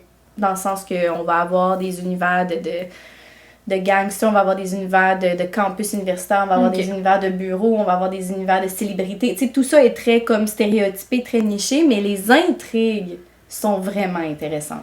Ok, parce que j'avais vraiment l'impression que là, justement, on était dans quelque chose d'un peu plus, pas dark, là, mais tu sais, la meute, justement, ça en dit long, versus la romance de Noël que t'avais lu, qui était super sweet. Ah ouais, vraiment. On est vraiment dans deux ambiances totalement différentes. C'est ça, mais c'est que je trouve qu'elle reste quand même dans des stéréotypes. Fait que, tu sais, aimer un roman de Noël, c'est sûr que tu vas aimer celui-là d'Anita Higgins. Si t'as aimé une dark romance, c'est sûr que tu vas aimer celui-là. Tu sais, tout ça, comme, est très ancré, là, c'est des grands piliers, mais c'est ça, c'est ce qui est comme à découvrir dedans qui te fait vraiment aimer, finalement, l'histoire, là. Fait qu'elle saisit bien les codes des genres totalement. Et elle les exploite. Totalement. Et je tiens à dire, les dialogues, la gang, tout est dans les dialogues. On sait très bien qui sont les mains dans cette histoire, sachez-le. Si vous avez la référence du dernier épisode, tant mieux, je n'en dis pas plus, mais... Les mains sont claires. Tout est très clair. Tout est très clair. C'est bon. J'adore. Voilà. Mais pour vrai, je suis sûre que t'aimerais ça. Mais oui, c'est sûr. C'est juste ça te paraît. Le 600 pages me fait peur un peu, mais... Non. Si ça se dévore. Ça se dévore. Tu sais, demeure qu'il y a beaucoup de dialogues, donc des gens partant, les pages s'accumulent sans même s'en rendre compte. N'ayez pas peur du 600. N'ayez pas peur. J'adore. Je note aussi. Ensuite, on est rendu à l'avant-dernière. Il nous en reste 2. On pourrait y aller peut-être avec la date ultra romantique sous les étoiles, du genre une promenade inoubliable. Ah oui, hein. Encore une fois, pour ceux qui ont la ref, ce film a fait brailler. Tellement! Ça n'a pas de bon sens. Oui, vraiment. Donc, un green flag assuré, le futur de mes enfants, ou quoi? Ou quoi? T'avais-tu le goût un peu d'y aller avec quel trope t'inspire, cette date? Ben, je te dirais que pour moi, je sais pas, on dirait que c'est peut-être parce que c'est une découverte de ce trope-là dans la dernière année, mais j'ai vraiment envie d'y aller avec le Friends to Lovers, puis le Seconde Chance, Proximité forcée. Genre ces trois-là, ensemble. Je me dis que ce soit ensemble, séparés, en duo à certains moments, on dirait que je me dis que c'est tellement synonyme de quelque chose de doudou, là, tu sais, réconfortant, bonbon, t'as le petit sourire, tu papillonnes, là. Tu sais, tu vois aller les personnages, t'as l'impression d'être le personnage. On te dit qu'elle a les cheveux blonds. Non, elle a les cheveux bruns et les yeux verts. Elle s'appelle Audrey-Anne. Tu sais, c'est ce genre d'histoire-là. Puis, en fait, celle-là qui me venait spontanément, puis t'en as parlé un peu tantôt, c'est Happy Place de Émilie Henry. J'étais sûre que tu l'avais mis quelque part. Dans une des dates, c'est là que j'en parle parce que j'ai l'impression que la date ultra romantique, ça vient avec un grand bagage d'avant. Ça vient avec un grand bagage pour le futur, mais ça vient surtout avec un bon moment présent. Où est-ce que tu as l'impression de vouloir vivre ce rendez-vous-là à fond la caisse, mais là, maintenant, tu sais. Et j'ai l'impression que Happy Place, de Émilie Henry, c'est exactement le pitch. Dans la mesure où, puis c'est peut-être parce que je fais beaucoup de parallèles avec la vie que j'ai avec Alexis, là, veux pas parce que ça fait longtemps qu'on est ensemble, mais je trouve que c'est rare qu'on ait la chance de découvrir une histoire où les personnages sont ensemble depuis longtemps. Ils se connaissent par cœur, ils ont des aspirations futures communes, ils ont des amis communs, ils ont une vie à deux qui est vraiment, vraiment bien ancrée. Puis, Émilie Henry, avec ce titre-là, la beauté de tout, c'est le fait que, crime, il y a des fois où est-ce que la vie là, fait en sorte que, pour peu importe les raisons, on vient à se séparer. Fait qu'on a une Harriet puis on a un Win qui sont ensemble depuis 10 ans. Et Win doit retourner, en fait, chez lui, qui est comme à l'autre bout du pays, aux États-Unis, pour prendre soin des personnes de sa famille. Et Harriet mène une vie vraiment, vraiment très carriériste, finalement, de son côté, ce qui l'empêche de le suivre pour prendre soin de sa famille et tout. Et Win, en fait, se rend compte que ce retour-là aux sources lui fait profondément du bien. Et Harriet, de son côté, se rend compte que c'est une yes girl. T'sais, elle veut plaire à tout le monde, elle a la vie professionnelle que sa famille a toujours rêvé, qu'elle a toujours rêvé, puis que dans son passé, elle a toujours aspiré, et que là, elle le vit présentement, puis elle ne se voit pas ne plus le vivre. Et il y a une cassure. Fait autrement dit, on va dire, les rendez-vous viennent à s'espacer entre les deux personnages qui se retrouvent, les communications, les appels manqués, tout ça viennent à se vivre. Et c'est cette absence-là, un peu loin des yeux, loin du cœur, qui fait en sorte que c'est triste, mais la vie se sépare. Puis on se retrouve où est-ce qu'on a un dernier été, dans un espèce de chalet où tous les amis de Harriet et Wynne ont l'habitude de passer leur été. Et ben on vit ce dernier chalet-là et Harriet et Wynne se retrouvent après 6 mois où est-ce qu'ils ne se sont pas échangés rien du tout. Et c'est comme... c'est clair qu'ils ne sont plus ensemble? Non, ok. C'est ça. Dans le fond, la proximité forcée embarque là dans ma date ultra romantique parfaite où est-ce qu'ils n'ont pas eu le courage d'en parler à leurs amis parce qu'au moment où est-ce qu'ils arrivent au chalet, ces amis-là en question vivent des grands bonheurs, vivent des grands accomplissements personnels et tout, ce qui fait remettre en cause, en fait, tout un peu le trash. Fait que les moins belles choses que Wynne et Harriet ont eu à vivre dans eux les 6 derniers mois, puis ils ne se sentent pas, on va dire, légitimes de dire un peu qu'ils vivent une séparation. Fait qu'ils acceptent de cohabiter ensemble dans la même chambre et tout pour les prochaines semaines. Mais on n'est pas dans quelque chose d'ultra romantique, mais on est dans la redécouverte de l'autre à l'âge adulte. Fait qu'on n'a plus 15 ans, on en a 30. Et Wynne de 30 ans ressemble à ce personnage-là de grand drapeau vert que tout le monde devrait connaître dans sa vie. Puis on a une Harriet qui vient avec ses défis, mais qui est comme juste prête à vouloir mieux de sa situation, puis d'être prête à comprendre aussi qu'elle doit mettre de l'eau dans son vin, puis elle doit aussi faire marcher les choses de son côté si elle aspire à une vie meilleure ou une vie à deux. Ce qui fait en sorte qu'on se ramasse avec un happy place où est-ce que c'est pas du tout happy, mais c'est tellement romantique dans tous les petits gestes, dans tout le « Hey, je sais que t'as froid d'habitude dans ce genre de situation-là, mais comme il y a pas personne qui le dit nulle part, mais la petite veste... Tu connais par cœur. C'est ça, la petite veste vient là. Ou genre, hey, je sais que tel personnage, je sais pas trop quoi, n'aime pas tel type de vin, mais tu sais quoi, tu reviens d'une journée de plein air, puis il y a ça qui t'attend. Il y a quelque chose. Ah! C'est vraiment beau, mais pas beau en même temps. Peut-être dans la nuance aussi, j'imagine que ces personnes-là restent la même personne que l'autre a connue, fondamentalement, mais ils ont aussi évolué, j'imagine, pendant l'absence de l'autre. Vraiment. Puis tu sais, j'ai l'impression que c'est le genre un peu de date ultra romantique parfaite où est-ce que vous avez tellement un chemin collé, là, où est-ce que tout semble linéaire, puis il arrive une petite embûche qui vient juste vous décoller un peu pour vous relever. Puis là, mais encore dans un petit chemin linéaire, mais au lieu d'être collé, on se tient par la main. Puis une autre petite embûche plus difficile à se relever. Fait que là, on a pris encore un peu nos distances, ce qui fait en sorte que on se ramasse juste dans une vie totalement comme réelle, contemporaine, avec nos enjeux d'aujourd'hui. Je sais pas, il y a quelque chose dans cette histoire-là qui me fait palpiter, là. Non, mais c'est parce que c'est tellement à la portée de tous, j'ai l'impression. Ah, vraiment? On peut tous vivre ça, tu sais, même nous, par exemple, là, tu sais, dans nos relations qu'on est super heureuses, là, tu sais, veux pas, il y a un nombre limité de choses qui rentrent dans un quotidien. J'ai l'impression que nos copains, tu sais, font partie de nos vies, donc on leur fait la place, ils ont cet endroit-là, tu sais, mais du moment, en fait, que t'as plus ces personnes-là, parce que là, par exemple, la personne fallait qu'elle aille à l'au bout du monde pour s'occuper de sa famille, mais tu prends ce temps-là puis tu le remplaces par autre chose. Oui. Fait que ces nouvelles choses-là... Puis ce qui est vrai aussi, c'est ça la vie, là! Fait que c'est comme deux très bonnes personnes, mais au final, c'est plein de non-dits puis de dire, ben là, écoute, là, j'en suis là, moi, fait que je vais prendre soin de ma famille, puis crime, je me rends compte que je suis bien dans ma famille, je les voyais pas, tu sais, pendant je sais pas combien de temps, puis là, mais c'est là que ça se passe, je suis bien chez nous, je suis bien dans mes petites affaires, tu sais, c'est... Ah, c'est mais beau! Mais la preuve aussi que l'humain peut être bien dans plusieurs situations, dans plusieurs contextes. Puis c'est pas parce qu'on en a trouvé un qu'on serait pas bien ailleurs. Mais là, ça devient un peu genre un dilemme quand on sait qu'on est bien à plusieurs endroits différents. C'est de faire le deuil de certaines choses, puis de faire des choix aussi. Là. Oui, vraiment. Puis ça vient, je trouve, un peu comme tu disais tantôt avec la trentaine, de dire qu'il y a des espoirs que tu as été capable de réaliser, il y en a d'autres que non. Puis face à ceux que c'est un non, j'en éprouve-tu un regret où je suis capable de passer par-dessus puis dire que comme ça fait partie du passé? Puis les espoirs que j'ai accomplis, est-ce que c'est des espoirs de justement moi à 15 ans? Ou c'est aujourd'hui là, la personne que je suis là qui est contente ou content d'être dans cette position-là? Tu sais, c'est cette espèce de dualité-là permanente. Puis comme je te dis, c'est sur un fond de romantisme pur et dur, de qu'est-ce que tu es prêt à améliorer de toi pour répondre aux besoins de l'autre personne avec qui tu veux partager ta vie, puis qu'est-ce que tu veux préserver de toi en disant mais que l'autre personne doit accepter cette version-là de toi. C'est beau, c'est beau, c'est beau. Mangez-le, là.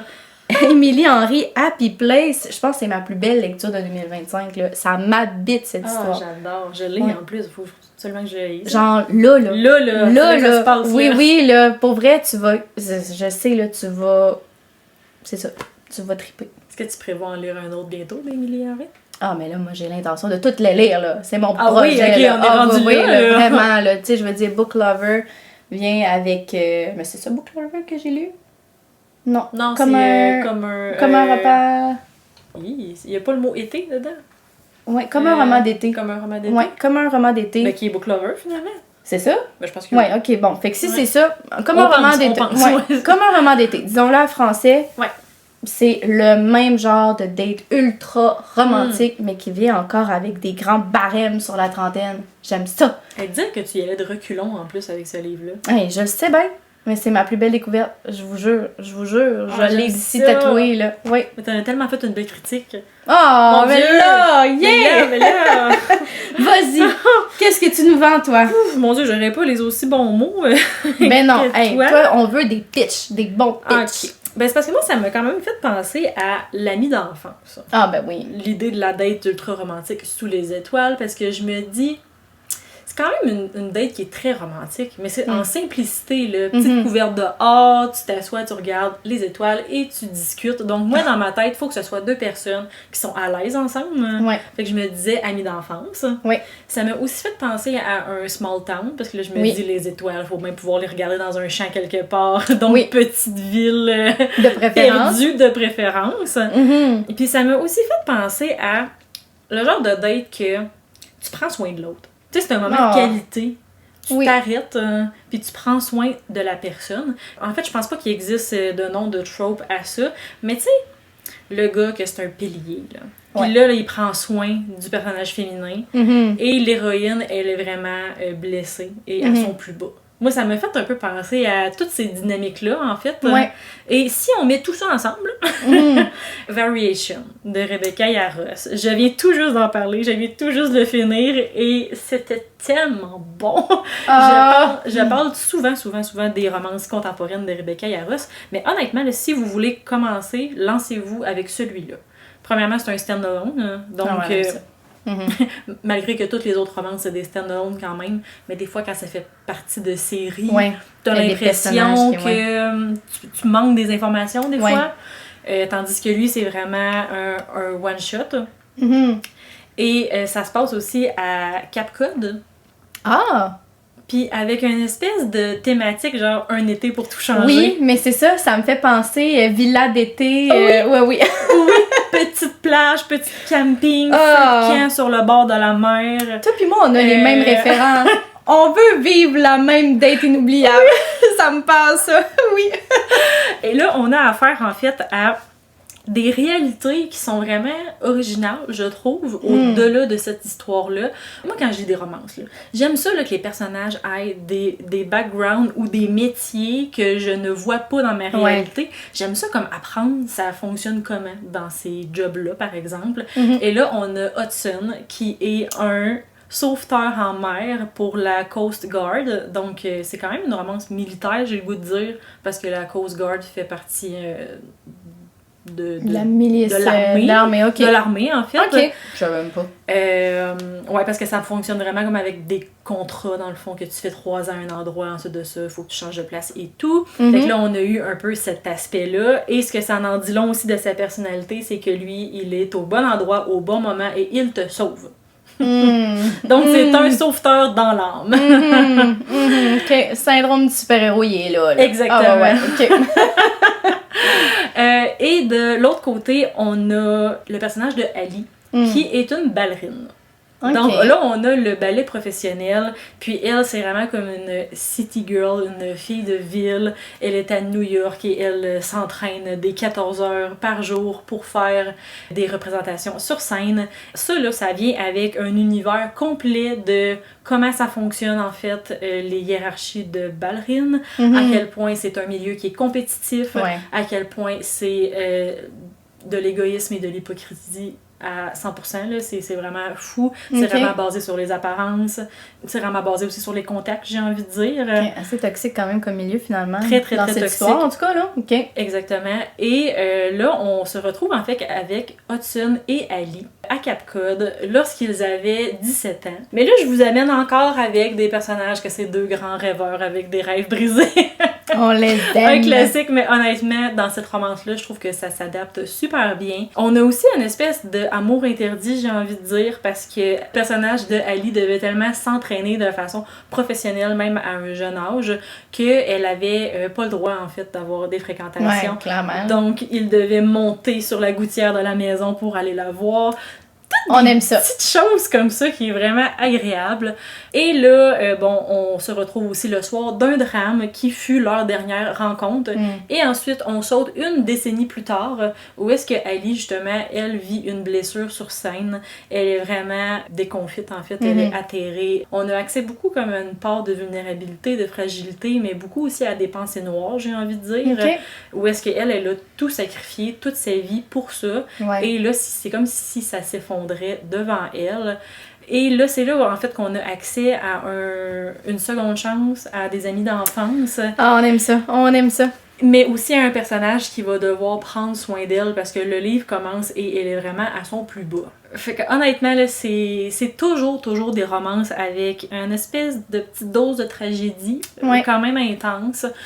Je vous en dis pas plus, honnêtement, là, les romances de Rebecca... spicy un peu? Ah oui, c'est bien spicy. Et j'ajouterais là, que Rebecca Yarros, elle a dit que c'était sa scène de premier baiser préférée dans ce livre. OK. Et je suis bien d'accord avec elle. J'ai envie d'avoir la traduction maintenant. Tu sais, ce qu'on se disait là, du personnage masculin, là, solide, observateur, un pilier, c'est Hudson. Alexis, t'as dit? Exactement. Je prends note, d'accord. Ouais, c'était vraiment super bon. Ah, ben, en tout cas, j'en ai pas lu de elle encore, des romances, à part le Romantiser avec Fort Wing, là, mais... Je pense que imagine ce qu'elle était capable de faire avec Zevin. Imagine ça, mais avec... En tout cas, non, je dirais rien. Non, c'est ça, je dis rien. J'allais dire des choses qu'il fallait pas dire. Ok, je dis rien. On va laisser ça, la chance de découvrir tout avec ça. la cicatrice en moins. Ah, bon, ça me parle. Ça me parle. On veut des nouveaux book boyfriends. C'est bon. Bon, fait que là, c'est un long épisode, mais on se laisse la chance quand même d'y aller avec notre dernière date. Ben oui, on peut le faire vite. Ok, donc... veux-tu que je le dise? Oui, vas-y. Ok, alors, on y va avec une date, puis pour elle, moi, celle-là me fait mourir. C'est le hasard. Donc, on dirait que moi, je me l'imagine où on a un voyage quelconque. On a une situation, un événement quelconque qui fait que, bang, on rencontre quelqu'un. La date se fait peut-être dans le moment même ou un peu plus tard. Et là, la question se pose. Est-ce que ceci sera le meilleur film d'amour ou le pire film d'horreur de tous les temps? Parce que c'est un kit ou double, je trouve. Ah, ce pitch me fait rire, là. Mais c'est vrai. Mais c'est vrai, pensez, tu rencontres quelqu'un en voyage, à la limite, vous parlez même pas la même langue. Tu te mets au défi, tu y vas, let's go. Mais crime, c'est un étranger quand même, là. Fait que c'est soit que c'est super ou encore, attention, ma fille, à ton derrière. Ben, à tes arrières. À tes arrières, plutôt, là. Quand même.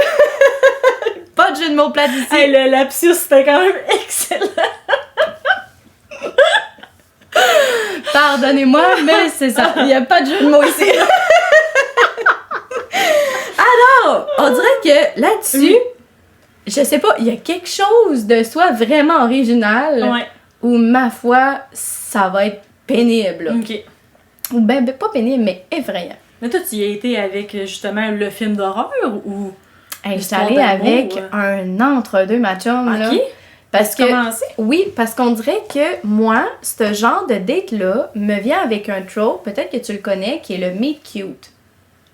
Ouais, comme des rencontres improbables. Ouais. Ah oui. Donc, celle-là où est-ce que c'est un peu comme improbable, loufoque, étrange, ouais. que tu sais pas vraiment où est-ce que ça peut nous amener. Et j'ai décidé d'y aller avec un titre qui, pour moi, a été là, la rencontre de mon 2024 avec ce genre-là. Honnêtement, j'avais full préjugé là-dessus aussi, mais comme j'en suis ressortie avec un énorme coup de cœur, qui est un livre de Brian Weaver. Ah oui, le truc de tueur en série. Là. Oui, donc Butcher and Blackbird. Oui.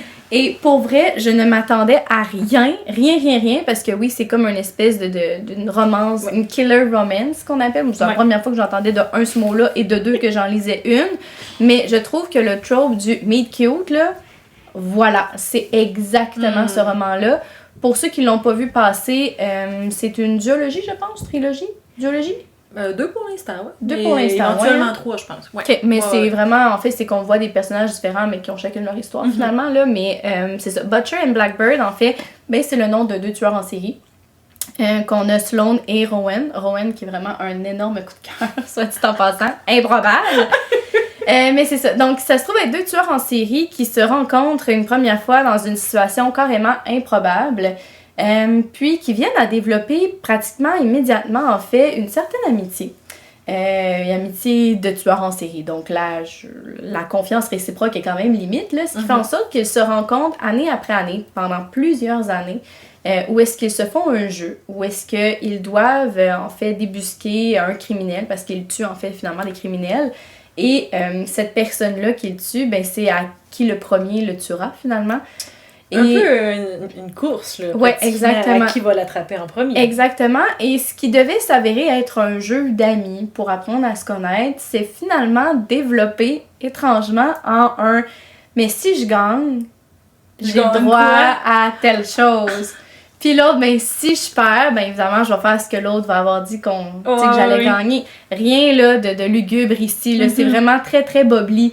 Mais dans des scènes très graphiques, très gore, très film d'horreur, un peu à la série B. Et Rowan est parfaitement mignon. Ah oui, c'est beau.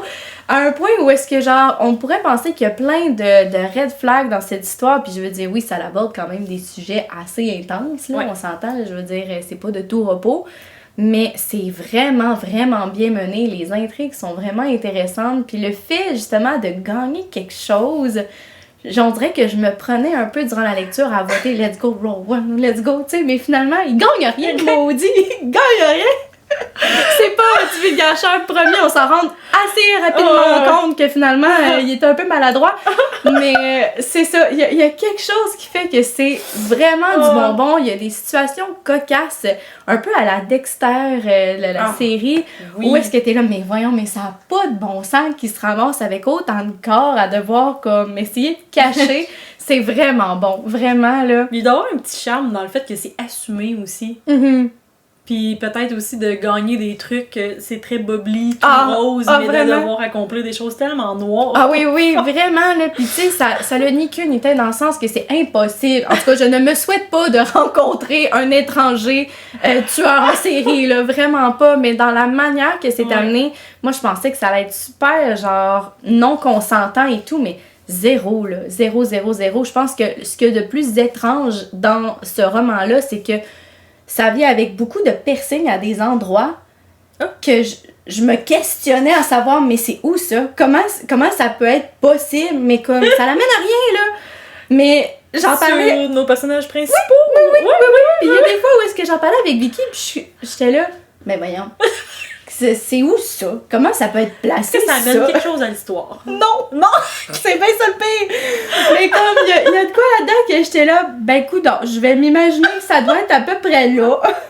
Pis ça sera ça. Tu veux pas googler non plus au cas où? C'est parce que ça peut venir peut-être avec des images que je suis pas trop sûre de vouloir observer, fait que je préférais que ça reste ici en haut, là, dans la tête. Fait que c'est ça, mais pour vrai, c'est vraiment bon, là. Honnêtement, allez-y, vous allez rire du début à la fin, c'est savoureux. Mais ça, c'est le genre de romance, j'ai l'impression que je verrais bien à la Spooky Season. Ben je l'ai lu là. C'est excellent, pour vrai? là. C'est Ouais, parfait, vraiment. ça. Fait que c'est pour ça, le meilleur film d'amour, puis film d'horreur, c'est comme... Les deux qui se chevauchent. Oui, vraiment, vraiment. C'était le parfait titre dans ma tête. J'aime ça. Mhm. Hey, mais là, moi, je suis vraiment pas dans la même lignée que toi, par exemple. Moi, c'était plus genre un film d'horreur qui devient une histoire d'amour. Ah, mais c'est bien! C'est bien? Oui, parce que moi, j'étais dans l'aspect comédie, toi, t'es vraiment ailleurs, là. Ouais. Ben, Moi, je go! suis vraiment comme plus dans le hasard, qui Oui. est tellement horrible, mais qui amène à une histoire d'amour. Oh, c'est tranche. Ah ouais, oui, Puis oui, là, ça me parle. j'amène un livre qu'on ne voit nulle part.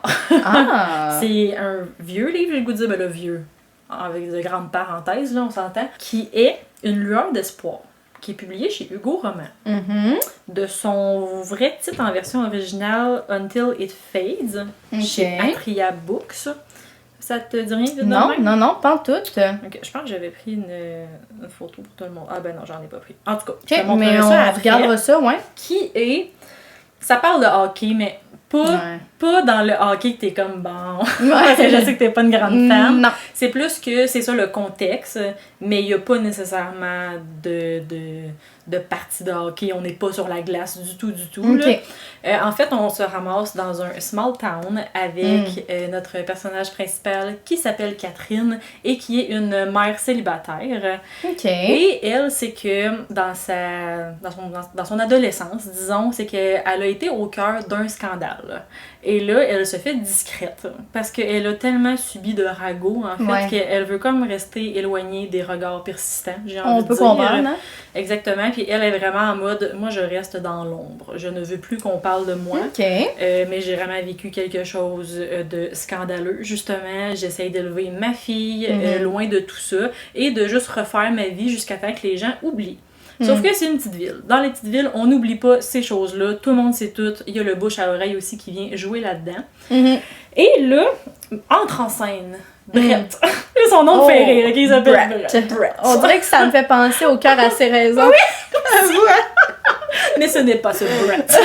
Un autre. Beaucoup plus charmant. D'accord, d'accord. Qui, bon, est de passage dans cette ville-là et qui est aussi la superstar du hockey du moment. Vraiment, c'est... Je sais pas s'il est capitaine, là. Honnêtement, ça fait très longtemps que j'ai lu ce livre-là. Mais j'en garde vraiment un bon souvenir. Et là, passe dans la ville, fait un accident. Mais genre... horrible. Horrible accident. Genre, il est pris dans la voiture. La voiture va s'enflammer très bientôt. Puis comme... ça donne que Catherine passait par là, elle essaie de le sortir, il est inconscient pendant toute cette manœuvre-là.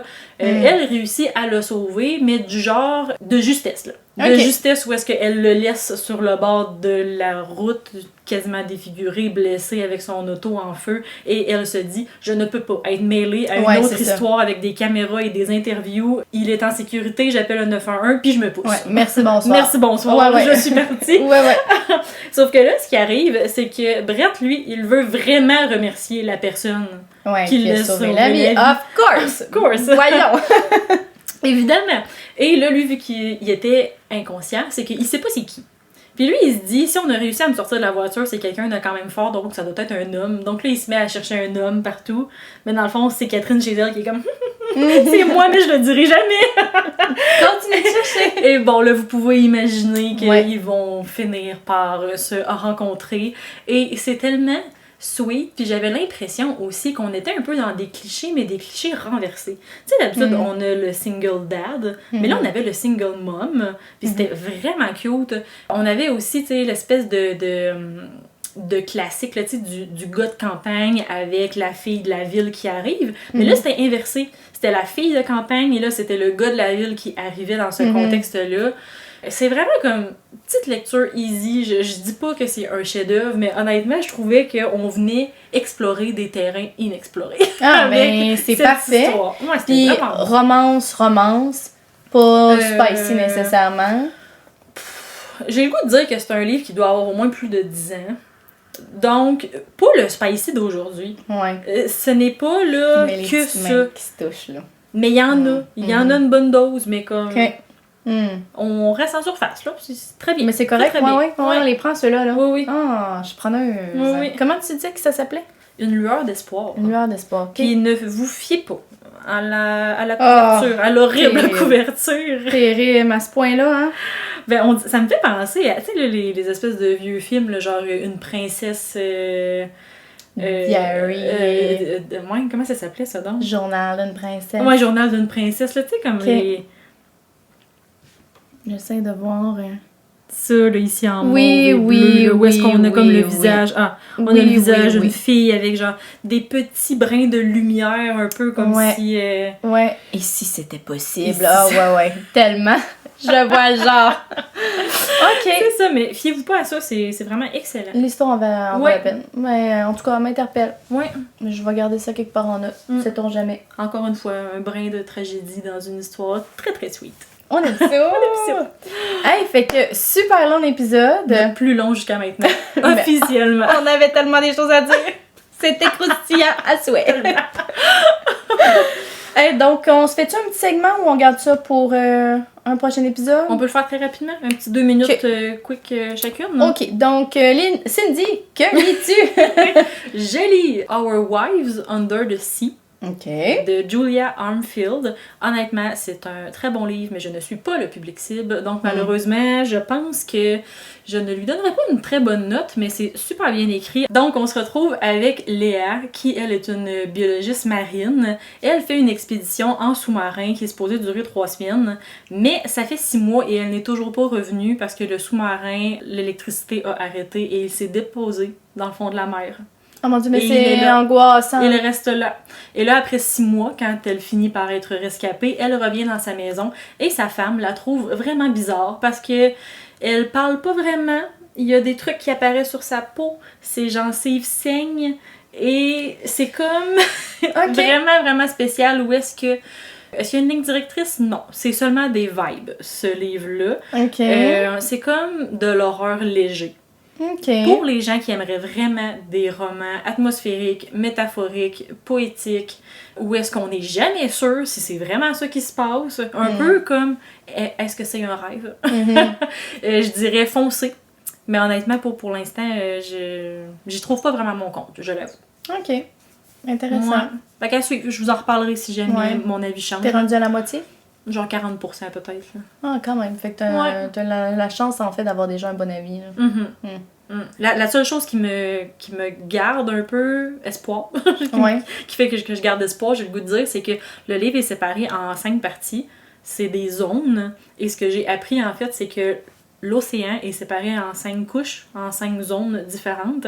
Donc là, dans la zone du dessus, ben, la lumière perce encore l'eau. Donc dans cette partie du livre, c'est encore très lumineux. Mais là, plus qu'on avance, plus qu'on est profond dans l'eau, en fait. Fait que j'ai hâte de voir est-ce que ça va être de plus en plus creepy, de plus en plus qu'on va avancer. Parce que je pense que ça pourrait me tenir en j'espère grippe quand que oui. même. Ça vient avec une espèce de notion, je trouve, déjà de peur. T'es comme les abysses, là. Oui. Okay. J'ai hâte de voir. Toi, de ton côté. De mon côté, je lis Wicked de Jennifer L. Armentrout. Ouais, Armentrout. Quoi dire? Je partais, on va dire, avec une mauvaise intention. Je voulais ne pas aimer. Pouvoir dire que tout ce qu'elle fait, c'est pas bon. Ouais, exactement. Parce qu'on se rappelle que j'ai lu Le sang et la cendre, j'ai détesté, j'ai trouvé ça juste vraiment pas bien écrit et trop prévisible et blablabla. Je déteste Poppy. Fait que je m'attendais à avoir le même ressenti avec Wicked. Et finalement, quelle belle surprise. Là, j'ai lu le tome 1. Donc, c'est quand même un roman qui est pas récent, mais qui a subi quand même une remise à jour de sa page couverture, en fait. Là. Donc, une traduction récente, en fait. Ah ouais, une traduction récente. Je pensais que c'était juste non, ça un recover. Pas avant. Ah, bon. Ouais. OK. Donc, c'est ça. Donc, c'est un roman de 2014 quand même. Mais je trouve, un peu comme on s'était dit tantôt, que c'était dans nos bonnes années. Oui. Dans la mesure où on est avec, petite histoire courte, des êtres humains qui font partie soit de l'ordre, donc qui sont depuis leur naissance entraînés à tuer des créatures, que ce soit des alphelins, des fées, des démons, etc. Et on a le reste de la population qui ne sont pas au courant, en fait, qu'ils vivent dans un monde peuplé, en fait, de créatures fantastiques. Et ce que j'aime, c'est que dans cet univers, malgré le fait qu'on parle de fées, Les filles ne sont pas gentilles. En fait, ce ne sont pas des êtres qu'on a envie de côtoyer. Ce sont des créatures qui sont fourbes, qui sont vraiment comme... on va dire, dans la luxure et tout, mais demeure qu'elles ont des objectifs très, très, très comme égoïstes, puis pour eux autres, les humains ne sont qu'un moyen de parvenir à leur fin, finalement. Et on suit le personnage principal, puis là, c'est plate parce que je suis en train de le lire, puis on dirait que j'ai tellement lu de livres pour faire cet épisode que je me souviens plus de son nom, c'est pas drôle.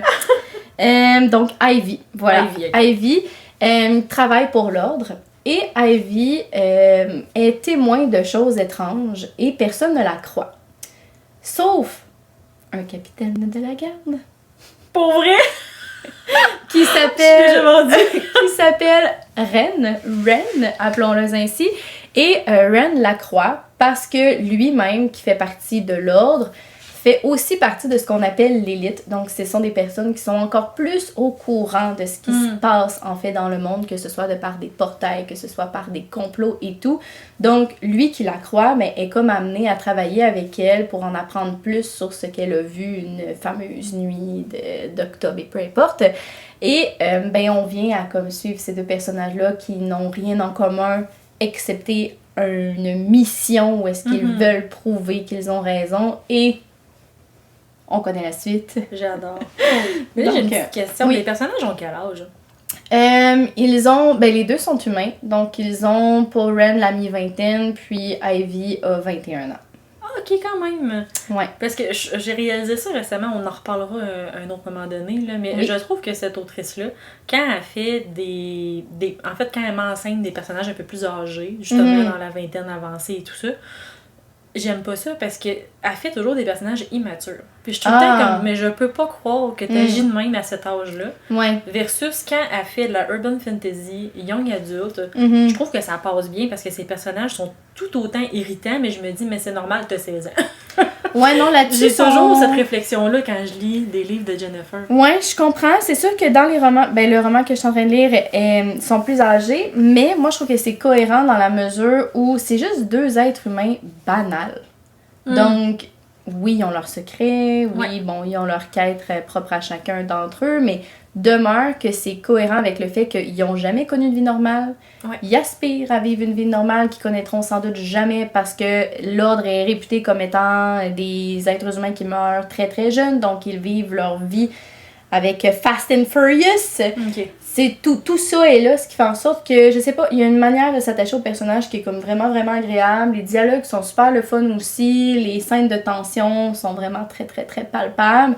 Puis on est loin des personnages avec des petits couteaux qui sont toujours en train de vouloir se donner un coup dans le dos, là. On est loin de ça. Ils sont capables de collaborer ensemble. Fait que ça, c'est vraiment le fun. Ok, fait une équipe. Parce que justement, c'est rare aussi, en tout cas, là, on est en train de faire toute la hiérarchie des livres de Jennifer Armentrout, là, mais c'est rare qu'elle fait des couples, j'imagine, qui sont du même côté. Tu sais, habituellement, c'est des ennemis, puis c'est des amours impossibles, puis là, il y en a un qui est un dieu, puis l'autre c'est une humaine, puis etc. Là. J'ai l'impression que c'est la prémisse de tous ces livres. Mais je te dirais que là, on va ailleurs. Demeure qu'il y a des petites recettes similaires à certains égards, parce que je veux pas tout dévoiler. Mais je veux dire, on a une équipe soudée qui fonctionne bien ensemble au fur et à mesure qu'on avance dans l'histoire et pour qui le développement amoureux aussi se passe pas nécessairement à vitesse grand V, mais qui nous donne un certain rythme par rapport au reste du roman. Prometteur. Pour vrai, je suis charmée. Ça me réconcilie avec sa plume que je pensais boiteuse. Je ne peux pas dire ceci avec Wicked. Je pensais jamais t'entendre dire ça. Je sais, moi-même, je suis étonnée. Je suis une nouvelle personne. Donc, on conclut? Oui, donc, merci vraiment d'avoir pris le temps de nous écouter avec ce long épisode. On espère que vous avez trouvé votre compte. Évidemment, on vous invite à nous encourager sur nos diverses plateformes, que ce soit avec Apple Balado ou encore avec Spotify. On prend le temps d'essayer de répondre aussi à tous vos commentaires avec YouTube. C'est toujours bien apprécié d'avoir également un petit 5 étoiles. Oui, et de côté de YouTube, je serais vraiment curieuse que vous nous dites. Vous, la romance, est-ce que vous l'aimez comme une sous-intrigue ou comme l'intrigue principale. Parce que je pense qu'il y a vraiment 2 équipes par rapport à ça, puis je serais vraiment curieuse aussi de savoir s'il y a des titres qu'on a nommés qui vous parlent ou pas. Sinon, pour nous parler un peu plus amplement, ça va être sur nos comptes Instagram respectifs. De mon côté, c'est le point lecture avec un point entre chaque mot. Et de mon côté, on me retrouve avec arrêt, la petite barre en bas littéraire. Sur ce, à la prochaine! Bye!